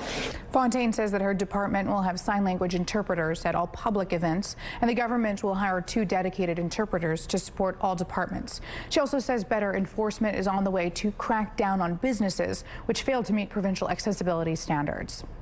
10 people are facing charges after RCMP searched a home in Thompson. Mounties say that the raid happened last Wednesday at a home on Brandon Crescent. They allegedly seized a handgun, $20,000 in cash, cell phones, cocaine, and other substances that are still undergoing testing. 4 women and 6 men were arrested at the scene, ranging in age from 21 to 42. 4 were from Thompson and 2 others were from Cross Lake and Lac du Brochet. The rest were from different regions in Ontario. They're all facing various drug and firearm offenses. The organization known as Métis Nation Saskatchewan is calling for more resources to protect traditional lands. Shouldn't have to compete with the value of a structure versus our traditional territories. The Minister for Métis Nation Saskatchewan says that the Muskeg fire burning near Beauval is not getting as much attention as the wildfire near Prince Albert National Park. He says fires are threatening communities and destroying trap lines and areas where traditional medicines grow. The Saskatchewan Public Safety Agency insists its operational decisions are made by highly trained and experienced staff.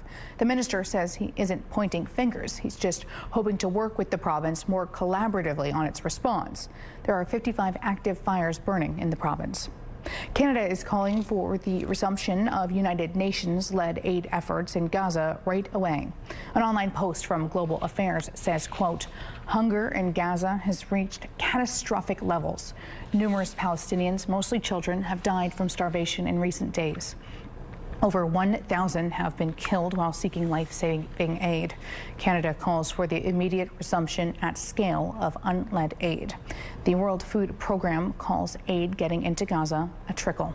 More than a third of the people are going for multiple days without any meal at all, without any food. We have up to 100,000 women and children are suffering from severe acute malnutrition. The Hamas-run Gaza Health Ministry says 113 people in the territory have now died from malnutrition. Israel is blaming Hamas for sabotaging aid efforts in Gaza. Also this morning, Israel says it's reviewing a new response from Hamas for a proposed new ceasefire and hostage release deal. Get ready to see more hydro workers and contractors trimming trees around lines. The Crown Utilities says it's stepping up tree trimming and general vegetation management to help keep the system running smoothly.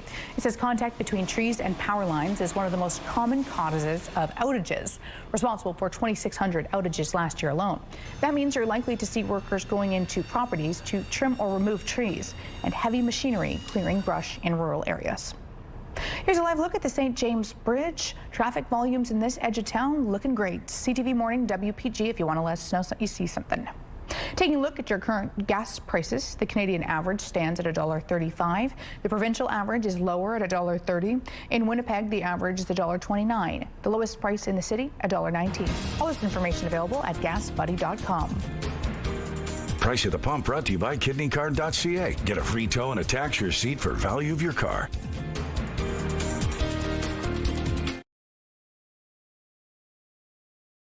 CTV Morning Live is brought to you by Robin's Donuts, your favorite stop. Looking out over the city now, it's 15 degrees. A little light rain is falling. We will welcome more of that. North-northwest winds, they're 6 kilometers per hour. The pressure rising, humidity sitting at 93%. It's been dry. We welcome all of the rain. Only a few places will be seeing it today, nowhere near as many as could welcome or would certainly benefit from the rain, because really the entire province would. We do still have smoke warnings up in the far northwestern part of the province, Lynn Lake and around the Flin Flon area, but for everybody else, those warnings were lifted yesterday afternoon. That smoke ended up being nowhere near as prevalent as it was expected to be, even though those winds still out of the north, but they are very much on the lighter side. That precipitation that we're keeping your eye on, you can see it really is right along that #1 highway, moving right on into Winnipeg, a little bit just to the south as well. Showers passing for the southern part of the province, but for central and northern Manitoba, it will be a clear day. A warm one, too, with temperatures seasonal or even slightly above for some places. And yes, plenty of sunshine or a little bit of smoke. That smoke will still be a factor. Up in that northwestern part of Manitoba, Flin Flon, Lynn Lake, that's where the smoke warnings remain. The rest of the province, the smoke is nowhere near as bad as it was expected to be, so slightly cleaner air means that you can actually get outside and enjoy these pleasant mid-20 temperatures close to seasonal. You might want a poncho on this morning or take a rain umbrella. It's not going to be flipping inside out because these winds will remain light throughout the day today. And off to the east of us, probably not as likely to see the showers, mid-20 temps and plenty of sunshine through northwestern Ontario. The heat, it's going to be felt for the next couple of days and settling back to the mid-20s for next week. Thanks, Terry. True North Youth Foundation and the Winnipeg Jets are doing their best to make camp accessible for kids. Joseph Bernanke is at Camp Manitu. Good morning, Ainsley, and good morning, Winnipeg. At this time, very pleased to be joined by Jim Prue. He is the operations manager here at Camp Manitu. Pleasure to have you on our show this morning, sir. Oh, thanks for having me. I appreciate it. Yeah, we've got a little bit of rain this morning, but that's not stopping our fellow campers from having some fun on the lake. Tell our viewers a little bit what's happening to our right. Well, right now we have some canoes and kayaks out paddling around. The kids come and they get supervised by our lifeguarding staff and our regular camp staff. What we have is a 2.5-acre man-made lake. We excavated some clay here about 5 years ago and built some bike hills on the side. I wanted to ask you about it, because it's not too often that we find a man-made lake at a camp here in Manitoba. No, it was actually some great planning on our foundation's part. And then if you look in front here, we have this fantastic dock that was donated to us, one of the only wheelchair-accessible docks in Canada, let alone Manitoba. And the fun doesn't stop in the water. Of course, we've got beach volleyball as well. Tell us a little bit about some of the activities that you can have nearby. Oh, it's just part of what we do. We like to just build and add on to things. So once we were done with the pond, we had the bike hills built, and then somebody came up with the idea, well, let's do some beach volleyball. So we made a phone call, and we excavated an area there and got some sand dumped. Now the kids play on there, and when they're not building sandcastles, they're playing volleyball. Jim, you had a chance to tell me you've been here for 8 years. You've seen this place grow from what it was all those years ago to where it is now. You guys have built a lot of additions during the pandemic to where we are today. What has it meant to you to see that growth? Oh, the growth is incredible. Like I always make the comment, I'm living the dream when people ask me how my day is going. I've been here for, like you said, just over 8 years. And I never regret a day coming to work. The camp changes constantly. The kids are always having a blast. We went from, I think, 50 children a day when I got here to over 300. it's chaos, but it's great chaos. The kids are having a blast.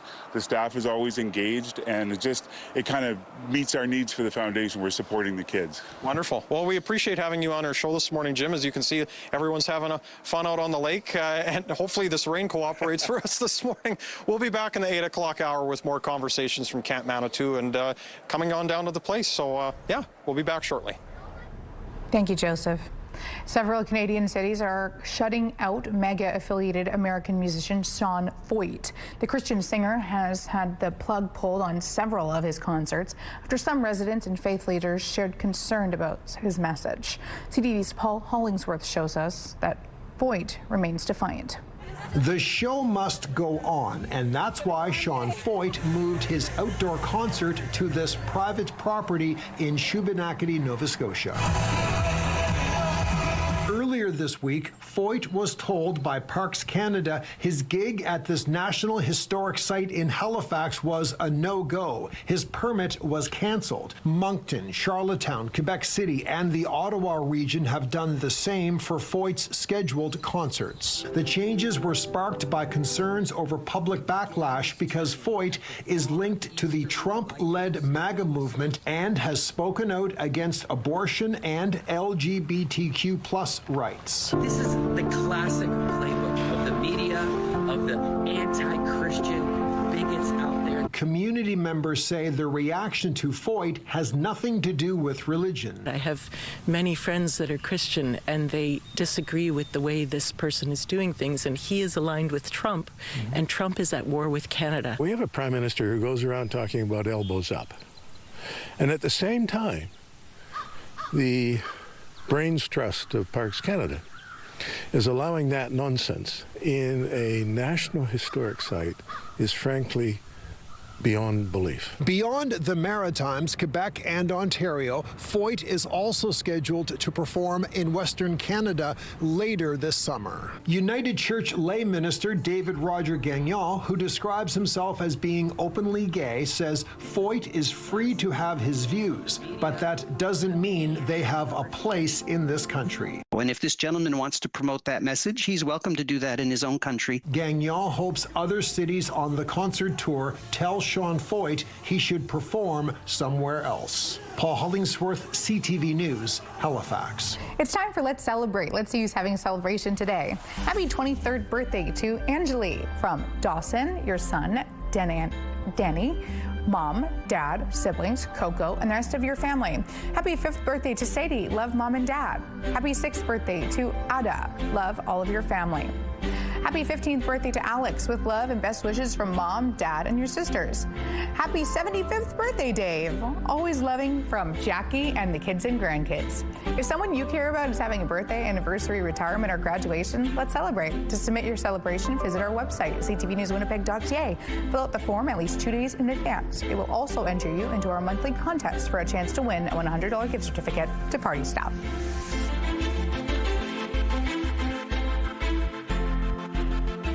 Let's Celebrate, brought to you by Party Stuff, 3 Winnipeg locations and at partystuff.ca.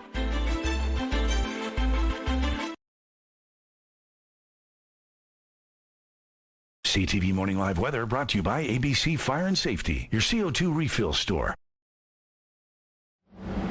All right, still needing the umbrella out here this morning. The rain very, very light. You probably don't need an umbrella. I mean, I don't need an umbrella. You'll get a little bit wet, but I mean, it's not like big fat raindrops and very fine, misty, drizzly rain. Drizzle, that's what we'll call this. 15 degrees, north-northwest wind, 6 clicks, the pressure rising and the humidity sitting at 93%. You will get wet, don't get me wrong. The longer you spend out here, that drizzle adds up. But it feels pleasant. I mean, if it weren't for the rain, and even the rain doesn't feel unpleasant, these temperatures are quite nice this morning. If you don't like the mid-20s, which is where we're headed today, then enjoy these morning hours when it is a little bit cooler. Now, it will be warming up today. The rain will likely pass, and then some sunshine taking those temperatures up into the mid-20s today. Central and northern Manitoba, you're also headed to the mid-20s, but without the morning showers. Just sunshine expected. There's still some heavy smoke lingering around the Flin Flon Lynn Lake area. Those warnings remain in place.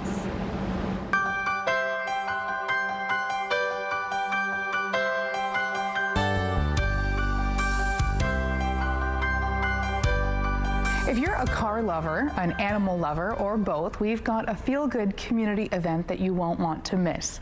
Joining us are Adrian Leonard and Ing Nguyen. They're from Paws to the Pedal, a volunteer-run charity show that's driving for change for rescue animals in our community. Thank you both for being here. Thanks for having us. And Adrian, I probably should have referenced Potato first. I didn't give a proper introduction. Oh yeah, this is Potato.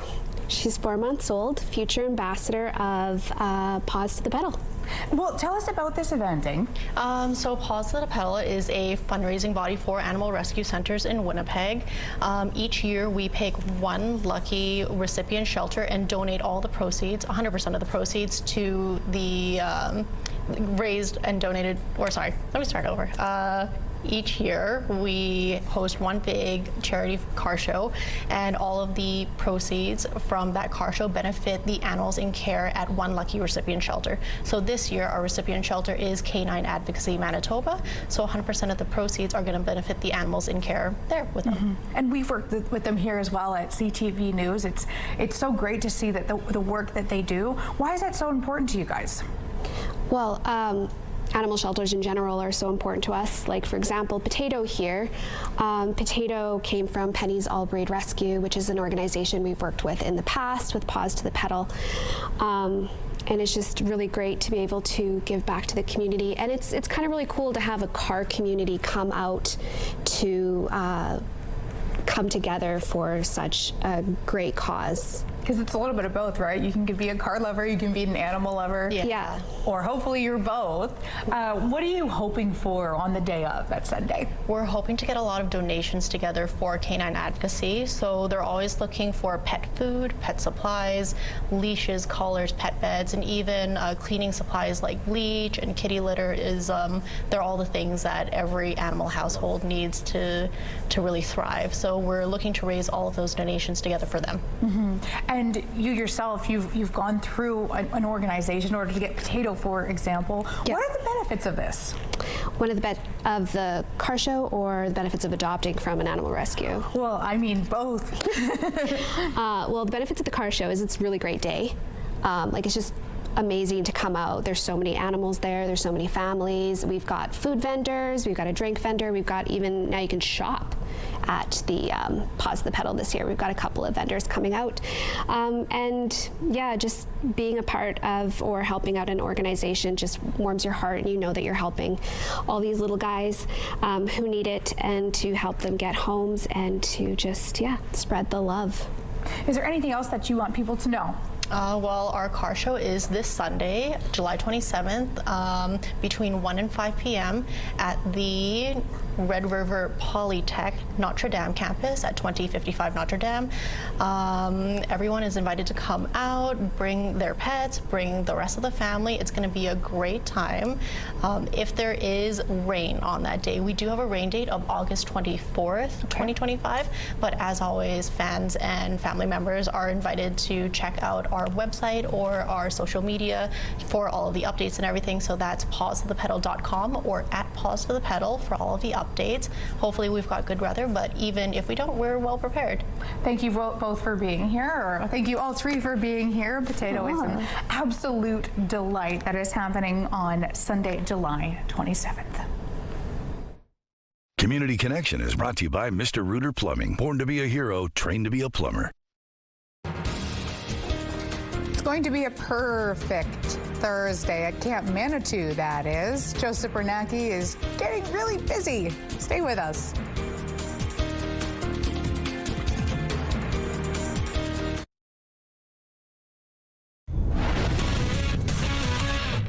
Hello, everyone. Laura Dyken here inside the SportsCenter newsroom with your must-see moment from Wednesday. For that, let's head to Toronto, down to the Dome, Yankees and Jays. This is just the second pitch of the game, and look at the effort from Leo Jimenez before an incredible stretch by Vladdy Jr. Teamwork there.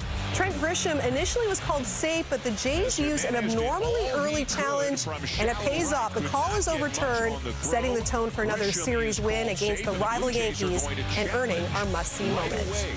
Well, Week 8 in the CFL kicks off tonight in Calgary. The Stampeders hosting the Owls in a battle of teams tied for top spot in the respective divisions. Coverage begins at 7:30 Central Time across the TSN network. And that does it for us here inside the SportsCenter newsroom. Have a great rest of the day.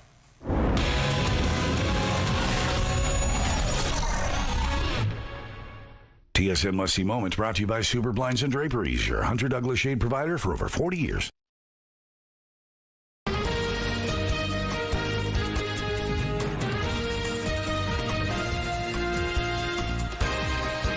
Good morning and happy Thursday, or as I like to call it, Friday Junior. If you like Shania Twain, well, we're going to give you another reason to love her. She's donated $15,000 for an organization to support wildfire evacuees and give them over 5,000 meals. So we're going to have that conversation coming up in about a half an hour's time. First, here's a look at your headlines. Talking trade as a key deadline looms. Which senior U.S. diplomat is headed here for a Tuesday event? Miners trapped. How long could they end up staying underground as the rescuers scramble to save them? And images of a newborn sure to warm the heart of any Manitoban. But first, you'll have to visit Toronto to see it in person. Or not. Stay here. The weather's great. Well, whether or not the weather's great, we've got all sorts of reasons to stay here. I mean, fine, go explore if you want. If you're exploring around southern Manitoba today, you might want to take an umbrella with you. You can see the foggy conditions out now as the rain continues to fall. 15 degrees, north-northwest wind, 6 clicks, the pressure rising, and the humidity sits at 93%. The rain is on the lighter side. It's not a massive deluge by any means. It's probably not even going to amount to very much. I've got my rain gauge out there waiting to see, but I'm not expecting massive amounts of rain by any means. The air quality is better than it's been for the past few days. These warnings that were pretty much encompassing the entire province yesterday were all lifted yesterday after the morning show because the air was nowhere near as bad as Environment Canada had anticipated that it was going to be, and so they lifted all of those warnings regarding the smoke in most places, with the exception of Flin Flon and Lynn Lake areas. Everywhere else in Manitoba, no warnings at this time. We will probably still see dry conditions through central and northern Manitoba. We'll show you the futurecast in a second, but currently it's the showers moving just across parts of southern Manitoba. Again, light, brief passing, and then eventually back to the sunshine again. Sunshine will certainly be making itself known through central and northern Manitoba with mid-20 temperatures. You'll be feeling the warmth of it too. And we too will likely see some clearing later on today. That possibility of passing showers off and on through the morning, maybe again into the afternoon. Northern Manitoba will get its round of precipitation. This will be tomorrow morning. You'll be needing it. I mean, it's dry. Every place could use it. Showers or thunderstorms possibly through much of central and northern Manitoba. We could get that activity just kind of passing overnight Friday, but clearing back out again by Saturday. And certainly the temps will be on the rise. Low 30s expected over the next couple of days. Thank you to Baylor, who heard my cry for more art. We run out. And Baylor, you showed up for us. Now, I'm not going to have anything to show you unless somebody sends something in. Winnipeg weather at ctv.ca. I'd like to see something tomorrow. Thanks for that, Terry. The wildfire situation in Leaf Rapids is worsening. A fire has entered the town, forcing firefighters and all personnel out. The update came at around 8:30 p.m. on Wednesday evening on the town's social media page. It says the fire jumped the Churchill River, entering the town of the industrial area. It says everyone got out safely. Residents were evacuated earlier this month. Firefighters may not be able to return for some time, and thick smoke in the area may limit the town's ability to provide any updates. Premier Wab Kinew and other leaders say that Canada has to make a good deal and not rush a trade agreement with the U.S. An August 1st deadline looms when more tariffs will be slapped on more Canadian products flowing south. Business leaders in Winnipeg are hoping to get clarity on a lot of this strife when the U.S. ambassador to Canada visits next week. Any tariff that's added on there just comes right out of our pocket. Michelle Leclerc owns Wolseley Kombucha. They brew the bottle fermented tea. She says the trade wars sparked by the U.S. have bumped her costs by 25%. She says they're absorbing that increase for now, but can't forever. But it's unclear when the deals could be reached. He's here to deliver America's case to Canada. We are here to press Canada's case to the United States. Sometimes there may be friction points. The U.S. ambassador is set to speak on Tuesday afternoon at the Winnipeg Art Gallery, which includes a fireside chat. The chamber says that the topics under discussion include trade, security, and the cross-border relationship between the two countries. Rescue operations are underway for 3 miners who have been trapped underground in a northern BC mine since Tuesday. Obviously, it's very concerning for the families, for the workers in the sector, and all British Columbians and Canadians. The miners are believed to be uninjured and in a refuge area. 2 workers are from BC and 1 is from Ontario. The miners were initially able to communicate with those outside, but they have since lost contact. The mine's owner, Newmont Corporation, is working to get back in touch and bring them back to the surface. Ontario's chief mine rescue officer says that it could take weeks for the miners to be rescued. Luckily, they have enough supplies to last them for weeks. The hearing for Convoy protest leaders Tamara Leach and Chris Barber is underway, and the Crown wants stiff sentencing. The Crown is seeking a 7-year prison sentence for Leach and 8 years for Barber. The prosecutors said that they want to see firm sentencing because the community harm Leach and Barber left during the Convoy protest. A lawyer for Barber told the Ottawa court that he should not be left with a criminal record. Leach and Barber were both convicted in April of mischief for their roles in leading a 3-week occupation at downtown Ottawa back in 2022. Leach's lawyer will be presenting his submissions today. It's National Bison Month, and what a better way to celebrate than welcoming a new addition. The Toronto Zoo just shared the birth of a wood bison calf. She was born at the end of June. The zoo said that she's growing fast and is bonding well with mom. So the Toronto Zoo has been involved in wood bison conservation since 1977. They've been partnering with the University of Saskatchewan and Parks Canada since 2007 on a reproductive research initiative. Taking a look at the current traffic situation along Osbourne Street, it's 8:06 and no delays right now. CTV Morning Live Traffic brought to you by Mr. Lube Plus Tires. No appointment needed. Joseph Bernacki is at Camp Manitu. He was on the zip line earlier. He was on the rock climbing wall. What's next, Joseph? Thanks, Ainsley. Well, we've done a little bit of everything this morning. Good morning, Winnipeg. If you're just joining us, very pleased to be joined by Livia Jones. She is a camp counselor here, and Ryan Wilson. He is the leader of the Prospects program. Really great for building leadership skills. A pleasure to have you both. Yeah, it's a pleasure to be here. Yeah. So first of all, tell us what's happening behind us. Where are we at Camp Manitu right now? We're at our low ropes course, so we give the kids a chance to basically play around, and it's kind of like a Ninja Warrior course to a degree, and you know, the rain makes it a little slick, but they're out here having It's a lot more challenging than it looks. Actually, our cameraman Scott was testing it out before we were live for this segment. It's a little tricky. Yeah, it can be a little tricky. I know some of our staff have issues going through it as well. We're talking about the Prospects program in this segment. Tell us all about this. It's a great opportunity to build some leadership skills. Yeah, so it's for kids who have just aged out of camp, and we give them a chance to kind of come back and give back to the camp that they went to, and they get a chance to learn a bunch of different leadership skills. They go through some first aid training, some mental health awareness training with Project 11, and then they get a chance to shadow our counselors while they're here and help out with the kids. And Livia, you were one of the past participants here at the camp. What was that experience like and leading you to be able to work here now? I started when I was probably like 8 or 9 as a camper, and I really loved coming to camp. And so when the Prospects program became available, I wanted to try it, and then that's how I got hired, and I've really enjoyed working here at camp. It's been one of the best experiences of my life. Yeah, I was gonna ask, it must be a pretty fun place to work. Yeah, of course. Like, I love being with the kids. Like, it's just a fun place to be.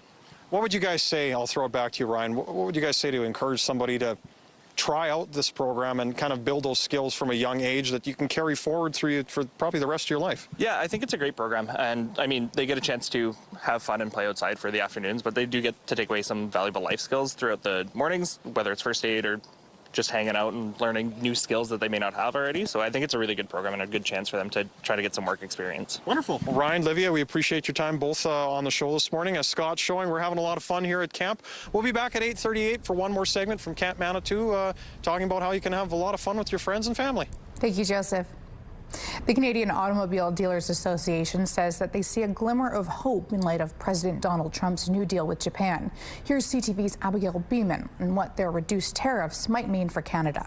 In between meetings on Capitol Hill, CTV News caught up with the Canadian Automobile Dealers Association. Hugh Williams has logged more than 30 with lawmakers and the U.S. administration. He says senior senators are signaling a trade deal is within reach. They're optimistic that we're going to have some framework of a deal that will resolve the trading problems between our nations, ideally by Labor Day. Williams says it's unreasonable for Canada to reach an agreement that's worse than the new U.S.-Japan deal. I just signed the largest trade deal in history. I think maybe the largest deal in history with Japan. It cuts auto tariffs to 15%. That deal has a lot of attention in the Senate and congressional leaders that we've been talking to. And I think that the prevailing view is that Canada should have a better deal going forward. This week, hit by tariffs, General Motors reported a 35% decline in second quarter profits, and Stellantis a $2.7 billion net loss for the first half of the year. We're down about 30% in exports already this year from Canada in vehicles. And, we have idle plants that don't have any product. Flavio Volpe says he's taken aback by the 15% the Japanese agreed to, and it wouldn't work for Canada. It's a bad deal. Better to slog it out than to lock in bad terms. Trade experts say Japan's 15% tariff provides insights into the U.S. administration's thinking and clues about what may be achievable. Meanwhile, there's news the European Union is inching closer to a similar 15% tariff deal with the U.S. as well. All right, a little foggy out there and drizzly too as we take a look through the Bathfitter Live. I'm Bathfitter, your bath and shower experts for more than 40 years. So yes, a little bit of light drizzle, but it's also cool and somewhat pleasant if you don't mind a little bit of rain. These morning temps might be a little more desirable for those of you that don't love the mid-20s. That's where we're headed today. And if you don't like the mid-20s, then you're certainly not going to like what's on tap for the next couple of days. 16 right now, like I said, is a little bit cool and feels nice and fresh out there. Seeing similar temperatures through the southeast, slightly above the seasonal low of 13 degrees. We've been holding steady at 16 for the last couple of hours now.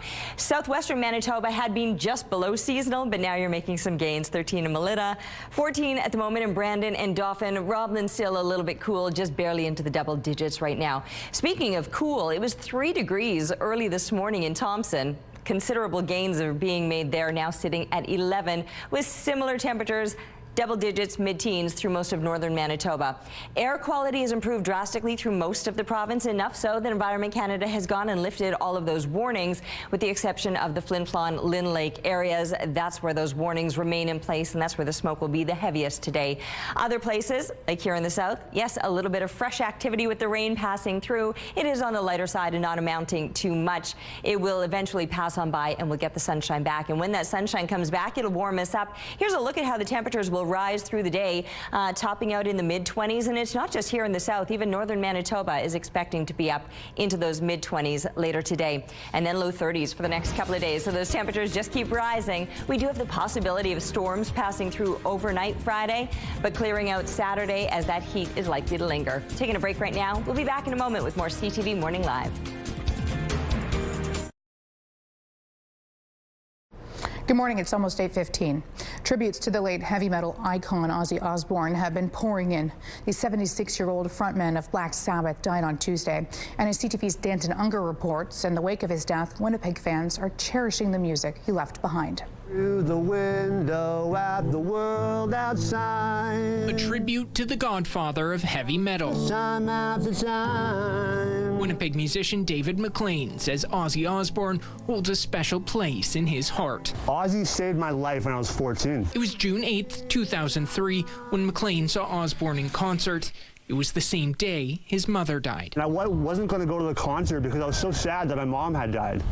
But my uncle Darren said, Dave, you know what? It's all serendipitous. You should go to the Ozzy Osbourne concert. And ever since, Osbourne's music has brought him closer to his mother. Mama, I'm Coming Home didn't ever sound so good. Osbourne, the frontman of Black Sabbath and so-called Prince of Darkness, died Tuesday at the age of 76, just weeks after his farewell show in the UK. In the wake of his passing, his music has been flying off the shelves at the Into the Music record store. There's like a deep sadness and remorse for really an icon. Greg Tunn says it's not just here in Winnipeg. Suppliers across the country are selling out of Osbourne's music. We saw it with people like Prince, and we saw it with Bowie. That there was, or Michael Jackson as well, that there was a kind of frenzy or craziness in the first few months. He says throughout the day, customers have been coming in and sharing stories and memories of a legend whose crazy train life and legacy has impacted generations. I think that this cuts deep for a lot of people, and it's generated some really interesting and touching responses. I'm just a dreamer. It's a legacy McLean says he will keep on carrying forward. Thanks for the music, Ozzy. Danton Unger, CTV News, Winnipeg. We've got some exciting news for sports fans and proud Manitobans. One of our own is heading to the 2025 Canada Summer Games, and not just as a coach, but one of only 12 women across Canada selected for a national coaching apprenticeship program.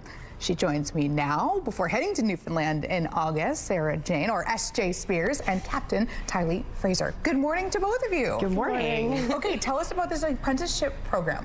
Okay, so the Coaches Association of Canada, before every summer or winter games, puts out an apprenticeship program to help bring Indigenous coaches as well as women to come and coach at these games, and it creates so many opportunities. I went to Regina for a conference. I got to go to Toronto for a conference.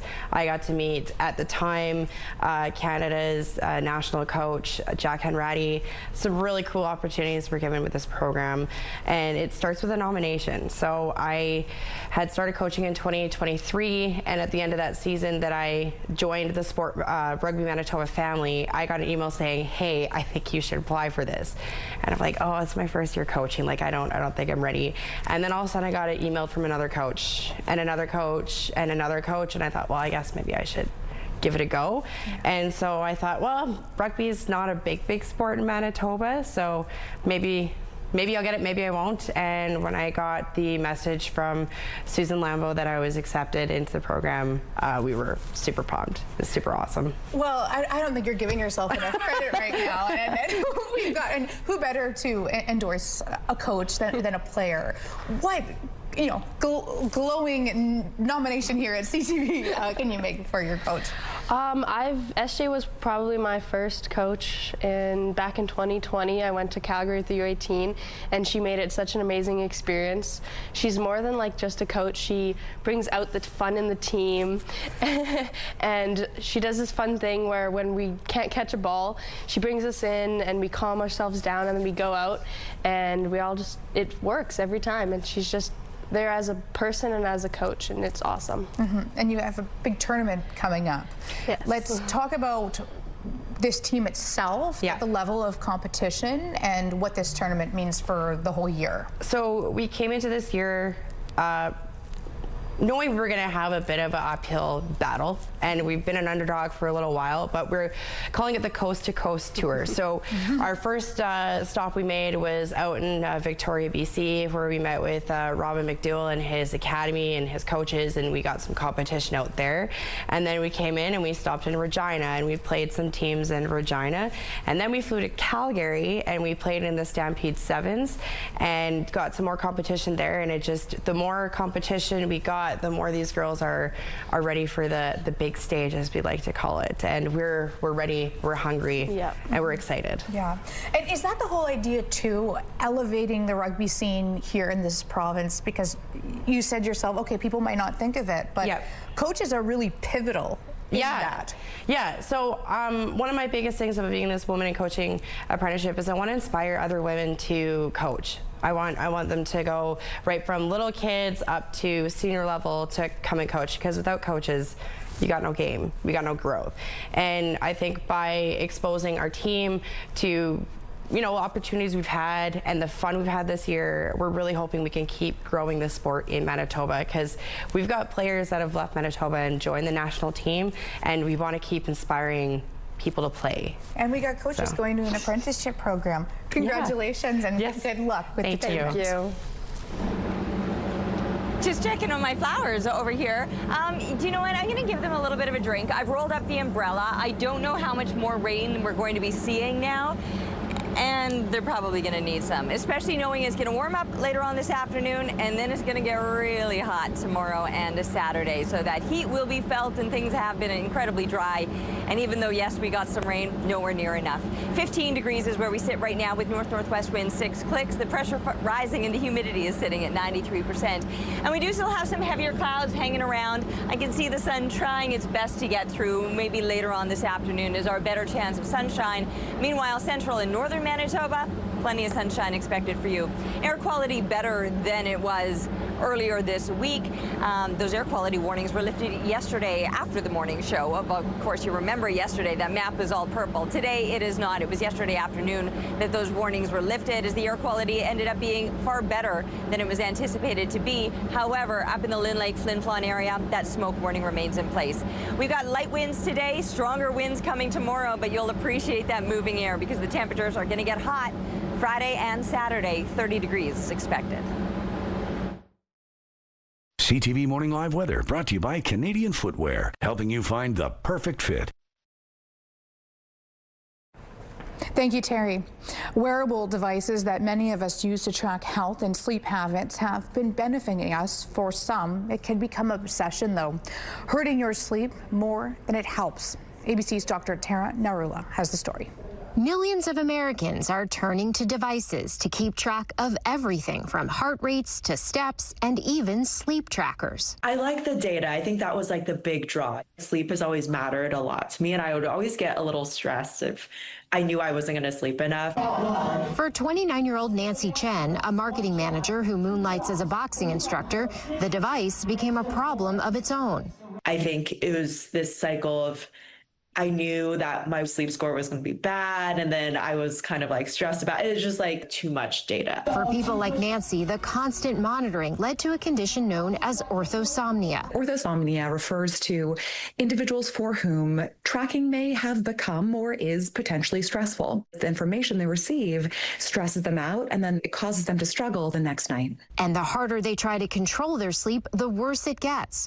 While health trackers can have many benefits, Dr. Robbins says those triggered tend to be perfectionists or type A personalities. The thing about sleep is it's not always going to be perfect every night. Sleep is a function of all of the things that we experience in a typical day, and some of that might be stressful. While there are many benefits to health trackers, if you're someone experiencing stress from them, Dr. Robbins recommends putting your tracker in a drawer and returning to some healthy sleep strategies. Unwinding before bedtime, calming your mind, using some breathing activities, journaling before bedtime, a warm shower, filling the moments before we want to be falling asleep with healthy, relaxing activities.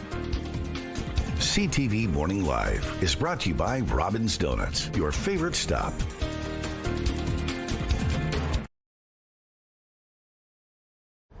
Good morning. She's a music icon, and now Shania Twain is helping families right here in Winnipeg.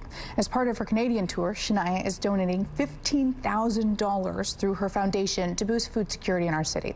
Joining us this morning is Jennifer McCrae, Public Engagement and Outreach Associate with Climate Change Connection, one of the organizations benefiting from this generous support. Good morning, Jennifer. Hi, Ainsley. Thank you for having me. What a donation. How does this even come about? We were just as surprised. We've been working on this for over a year and a half, and so when the foundation reached out, we were just thrilled to have that support. We've been working on this idea that what's really missing in Winnipeg is cold storage, and that's preventing a lot of really good, nutritious food from reaching those in need in our city. Climate Change Connection is interested in this as well because of the idea that food waste is a significant contributor to rising emissions. When food ends up being wasted in landfills, it ends up creating emissions, and those emissions are globally are 4 times higher than the entire aviation industry. So it is a significant concern, as is the idea that there are, I shouldn't say the idea, but the reality that there are 1 in 4 Canadians right now unable to make ends meet and are food insecure. And so this food is going to go right now. This container that we're ordering is a 40-foot refrigerated shipping container. It runs on electricity, and it's going to go help emergency wildfire relief efforts, I should say emergency relief efforts to combat food insecurity, but to also help a kitchen that is producing went from producing 1,000 meals a day to now over 7,000 meals a day to help wildfire relief efforts. So this container is going to go in place now. And help that kitchen to produce even more meals. They estimate about 2,000 more meals will be able to be produced weekly, or I'm sorry, daily, as a result of this container. And it is fantastic. It's going to help so many people right now in our city that are needing that support. And it, long term, we hope to address food insecurity by building a food distribution hub using these shipping containers so that we can really access bigger amounts of food and help multiple agencies in the city. That is a lot of information to unpack, and so sorry. Why are you apologizing? I'm sitting here going, it's a quadruple prong approach. Yes. But in the immediacy of what's going on with these wildfire evacuees, how many meals are we talking? So again, we've got 6,000 right now that are being prepared, and through our partner Community Helpers Unite, which is an Indigenous-led organization here in the city. They've been doing this for over a decade now. They provide 6,000 meals right now, another 1,000 for that they regularly provide to those in the most need in Winnipeg's inner city, and they're hoping to increase that capacity by at least 2,000 meals.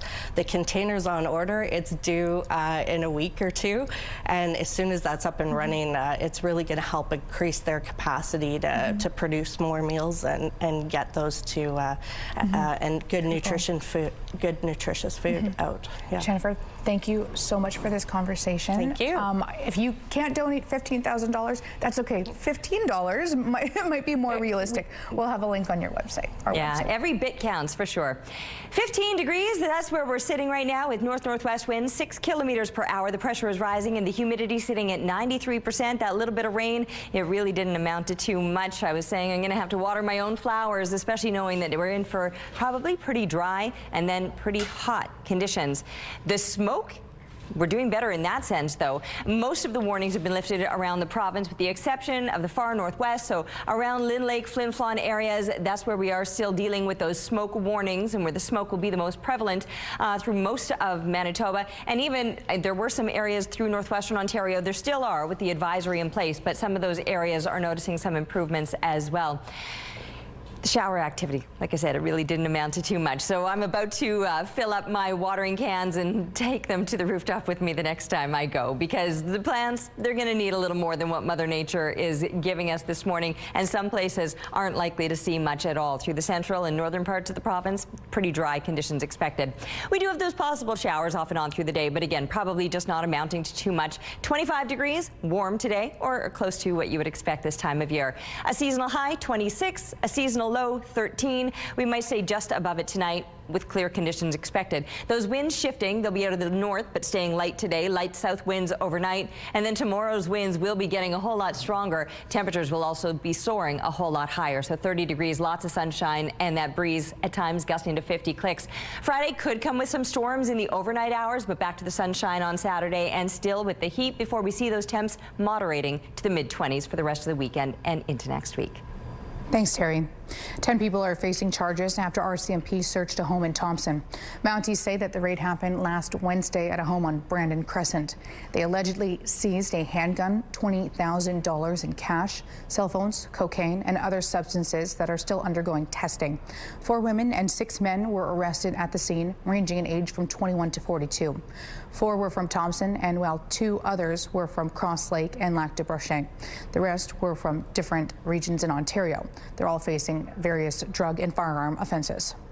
More than a dozen food processors in Manitoba are getting the opportunity to expand their operations thanks to a funding boost from the government. The funding helps them buy equipment and invest in new technologies. We're here to help them grow and be competitive as we find new and emerging markets around the world. That's Agriculture Minister Ron Costashin, who says that the federal and provincial governments are putting forward a combined $6 million for 19 different companies. He made the announcement at the Maple Leaf plant in Brandon on the recipients of the funding. One of them, aside from Maple Leaf, some smaller family-run food processors in places like Altona, Bloom North, and Eli will be getting a share of the money as well. Water levels at Betula Lake in Whiteshell Provincial Park are nearly half a foot lower than what they should be, and cottagers are concerned about the short and long-term effects.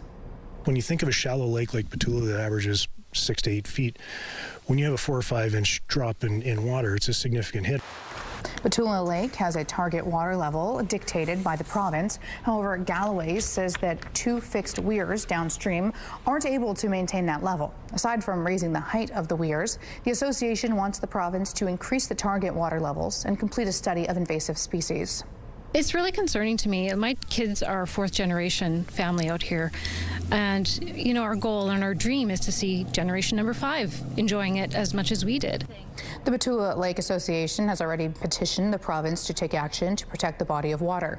In an email response to questions, Manitoba Transportation and Infrastructure said it must first analyze how any changes in the outlet could impact the lake levels, the shoreline, and nearby properties. It says that work is now underway after being delayed by wildfires. An important update now from the province on the wildfire situation in Leaf Rapids. They say information in a Facebook post last night from the town needs clarification. The province says crews from the Office of the Fire Commissioner and the Manitoba Fire Service, including local and municipal firefighters, actually did not evacuate the town last night. They say some essential workers left, but the crews dedicated to protecting the community stayed while fire passed through. Crews did move through temporarily to safe zones, but did not abandon the down and returned to firefighting immediately. According to the province, 1 occupied residence was damaged by fire. AI and robots are now helping restore the legacy of renowned Indigenous artist Norval Morrisseau. It follows an investigation into the biggest case of art fraud in Canada. Here's CTV's Jean-Vian Bolschman. The painter in this Montreal studio is a robot reproducing a masterpiece by renowned Anishinaabe artist Norval Morrisseau. These aren't machine-created fakes, though, to be passed off as real, but replicas used to root out fraud. This is called Bear Father, Bear Son. Chloe Ryan heads Acrylic Robotics. She's a painter now armed with a degree in mechanical engineering. I became very frustrated with how long it would take me to make a piece, and then the fact that I could only sell that one time to one person. I was making $2 an hour. The fear, of course, is that this will empower robots to replace human creativity. But Ryan says this model helps artists use AI as a tool to make their art more accessible. But what also caught the attention of the late Morrisseau's estate was the technology's potential to help in his fight against forgeries. Morrisseau is known as the grandfather of contemporary Indigenous art in Canada. With all the systemic racism against him, his art always spoke of love and unity, of interconnectivity and interdependency. His paintings sell in the millions, but thousands of frauds have flooded the market, making it difficult to authenticate and sell his paintings. Every time that we would release a painting to the market, it would get faked. A fake print would be made, and a fake print of the fake painting would be made. The estate turned to robotics and AI to produce concrete data to prove which painting is a fraud. The better our works get, the better their model has to get to detect them. Acrylic Robotics creates increasingly precise copies used to train a program called Norval AI. It was developed 3 years ago to detect fakes. Amazon Web Services software helps log millions of details. So the AI is able to provide this additional lens and this magnifying glass of information that might not be possible to just a naked human eye. The hope here is that this is a high-tech step in the age-old fight against art fraud. Geneviève Beauchemin, CTV News, Montreal. Taking a look at the current traffic situation along Kenniston Boulevard, it looks like a smooth drive. If you have any traffic tips or updates, send them to us, CTV Morning WPG on our X page. Taking a look at your gas prices, the Canadian average stands at $1.35, while the provincial average is lower at $1.30. In Winnipeg, the average is $1.29. The lowest price in the city, $1.19. All this information available at gasbuddy.com. Price at the Pump brought to you by kidneycard.ca. Get a free tow and a tax receipt for value of your car.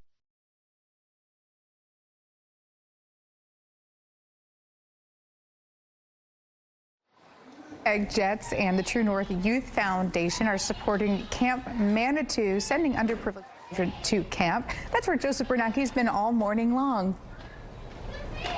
Thanks, Ainsley. Yeah, it's been a great morning. It's very lively now compared to when it was just a few hours ago. Very pleased to be joined by Sheena Delaron. She is the director at the Eagle Wing Early Development Center. Pleasure to have you on our show this morning. Thank you so much for having me. You guys are one of many groups here at the camp right now. Tell us a little bit about what you guys do at Eagle Wing.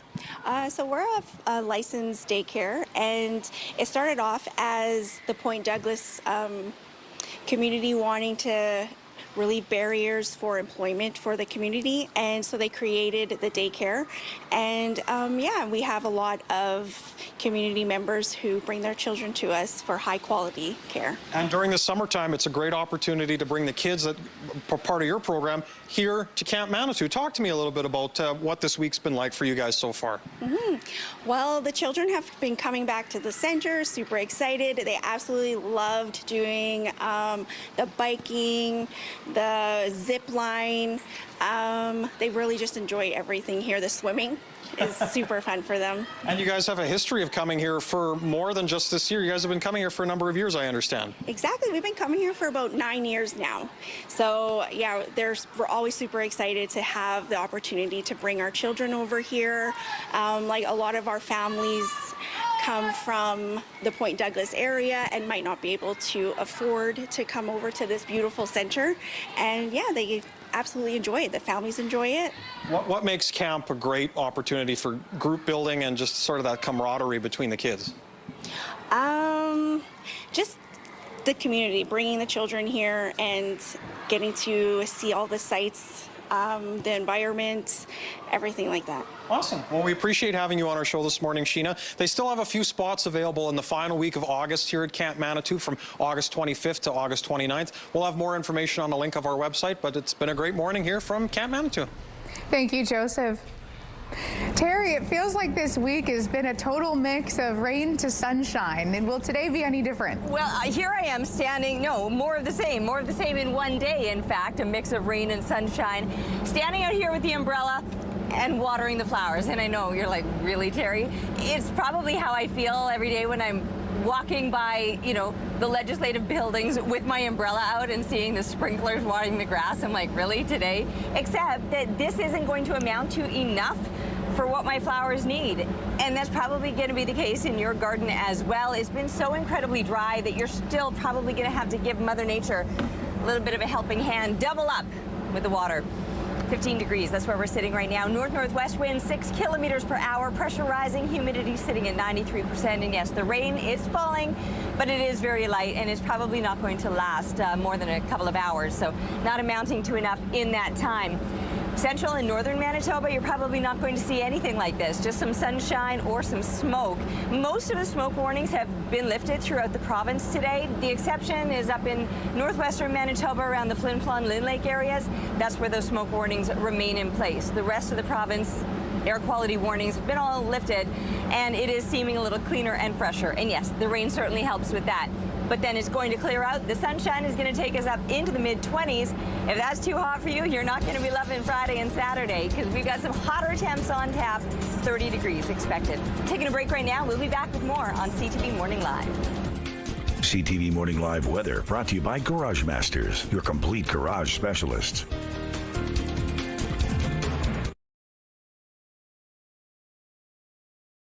Have a news tip? When you see news happening, let CTV News Winnipeg know. Text your tips, pictures, and videos to 10400. That's 10400. Message and data rates may apply. Canada's premiers have wrapped up a 3-day summit in Ontario's cottage country, presenting a united front against U.S. President Donald Trump. CTV's Rachel Aiello on how and why a federal trade deal is likely looking unlikely by August 1st deadline. Premiers wrapped 3 days of talks about building up the economy and tearing down internal trade barriers, united against a common enemy. We have a crisis in Canada about Donald Trump attacking us. We're trying to protect our economy. With a former ambassador who briefed premiers revealing that reaching a deal by August 1st is highly unlikely. It's complex and it may take longer. and I think it probably will. One premier conceded that they'd now consider an agreement on sectoral irritants, such as autos and lumber, in the next 9 days, a win. I mean, I'm watching Truth Social along with everyone else because things could change in 5 minutes. Premiers also committed to taking at least one trade mission to another province or territory in the coming year. We have our points of disagreement, but there are far more points of agreement in terms of how we're going to build our economies in our respective provinces. And while the trade war with the U.S. dominated this week's discussions, premiers also carved out time to tackle a pair of other pressing domestic issues: public safety, including pushing the Prime Minister on bail reform. We need to, greatly stiffen the sentence, not only for those repeat offenders, but for those that are bringing these poisonous drugs into our communities across Canada. And strengthening Canada's strained healthcare system. If we want to say that we're standing up to Donald Trump and we're never going to be the 51st state, let's make sure that our universal healthcare system is strong. While the premiers and the Prime Minister have come away from these talks largely on the same page, when it comes to fixing the immigration system, premiers want the federal government to make it more responsive to market and economic needs. Rachel Aiello, CTV News, Huntsville, Ontario. We're well into summer, and if your kids are getting a little stir-crazy, we've got you covered. Here with us for fun and easy craft ideas to keep boredom at bay is Carmen Caitler from Winnipeg Family Fun, a go-to resource for parents looking to keep their little hands busy and imaginations wild. And you've certainly done that for me so far, Carmen. Oh, and I forgot to mention, Charlie, welcome. Our model and our help. Yes, she's my prop. Yes.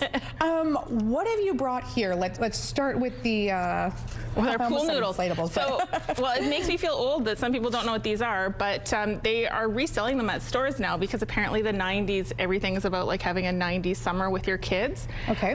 And so for those that are as old as me and remember the gecko pony beads that you'd put on your like keychains or give your friends, okay. We're going to turn, we just turn the pool noodle into pony beads. And then they can have that, so they can make that with us. And it's really easy. You can just go to a dollar store and there's pool noodles. Yeah. I prefer the bigger ones. Then you're gonna cut them in about 2 1/4 inch.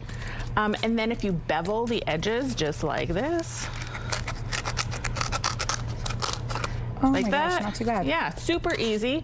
We're gonna have pony beads. And so you would do, the big thing is you can find patterns online, and you're gonna get your string. For this one, you're gonna be about 30 feet, and you're gonna take one end of the string, and you're gonna take it through like this, and you're gonna take the other end of the string, and you're gonna pull it through on this end. You know what I'm picturing? Putting all of them together and then making like a pool bed. Right? Is that be possible? I think it would be 100% possible. You just buy, this one took 3 of the bigger pool noodles from the dollar store. Okay. So you'd probably want to get like maybe a few more of those. When you said 3, I thought you said 3 hours, but hopefully it's not that long. No, it's not that long. And so then you're just building it, and you can find the patterns just like you would have done at home when you were making the tiny ones with these type of beads. Right. Well, speaking of 90s inspo, tie-dye. Yes. Revived. I think that's 90s. Yeah, I feel like it is. Okay. It is. Yeah, that's one of the things it's in. And so I've brought them in before where we just do like real tie-dye, but this one is a little bit easier, a little less a little mess-free version. Is all you need is Sharpies. So you can get those at the dollar store as well, and you can have them design stuff like this. And then once you have the designs, they're just gonna take rubbing alcohol. Oh. And you're gonna stick it there and spray it.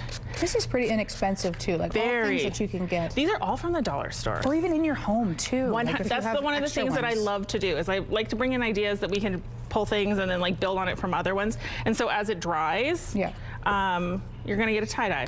And they can do with socks and pillowcases, whatever white thing you have at home, and give them some ideas to do. You could also, instead of putting it on cups, if they want more of like a long design, you can just put it over like a cookie sheet. And then once it's dry, some people use a hairdryer to dry it down. Yeah. Yeah. Well, mine would have a barbecue sauce stain here. Well, and then a you red just have to wine get here. the right Sharpie exactly. to make it look like it was there the whole time. Perfect. Yeah. Charlie's working on something as well. Well, because we're still sticking with the 90s theme, so we can make like friendship bracelets, because I'm all about like recycling cardboard, so we can make the guide for making a friendship bracelet, which just takes some string, and it is a count of, I don't know how many is there, it's like 7. You can look online for those. And then they just bring it, and they're having to carry it over with a guide, and you're just using the cardboard for that, and then you're gonna have a nice little friendship bracelet to bring to your friends. Maybe when you come back to school. After the Eras tour, I feel like we're all about the friendship bracelets now. Yeah. Where can we find you for more resources? Quick, before we're out of time. Winnipeg Family Fun.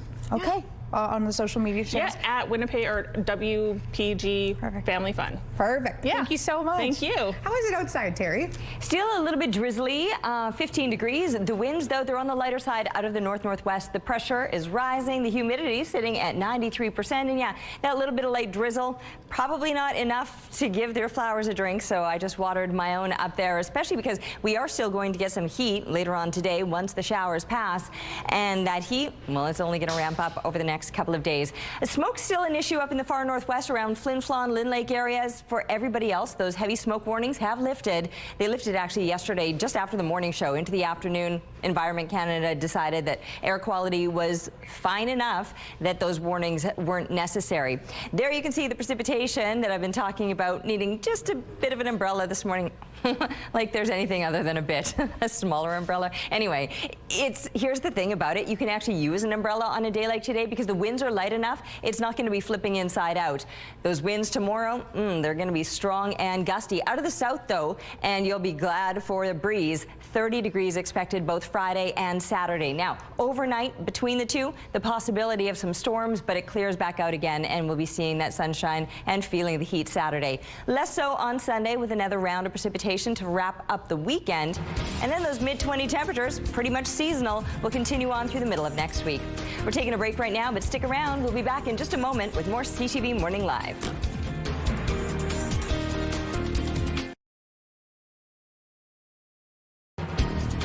Rooftop arrangements provided by Lacoste Garden Center.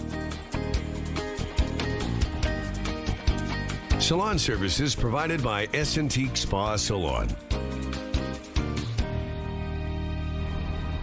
Well, we're going to take you into your Thursday with some great videos. And have you ever met someone who looks like they could be your brother or sister? Check this out.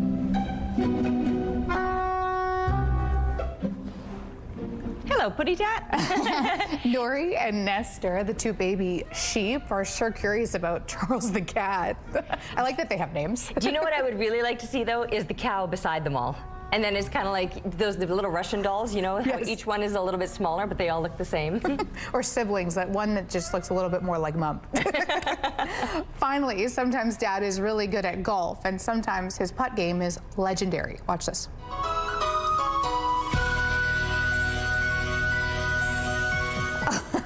It looks like he broke the course record. Every shot was a hole. I feel like that's me when I play mini golf, though, and then it's just like 14, 15, and I just keep going. That's the best caddy around. You're hired. Have a great day, everybody.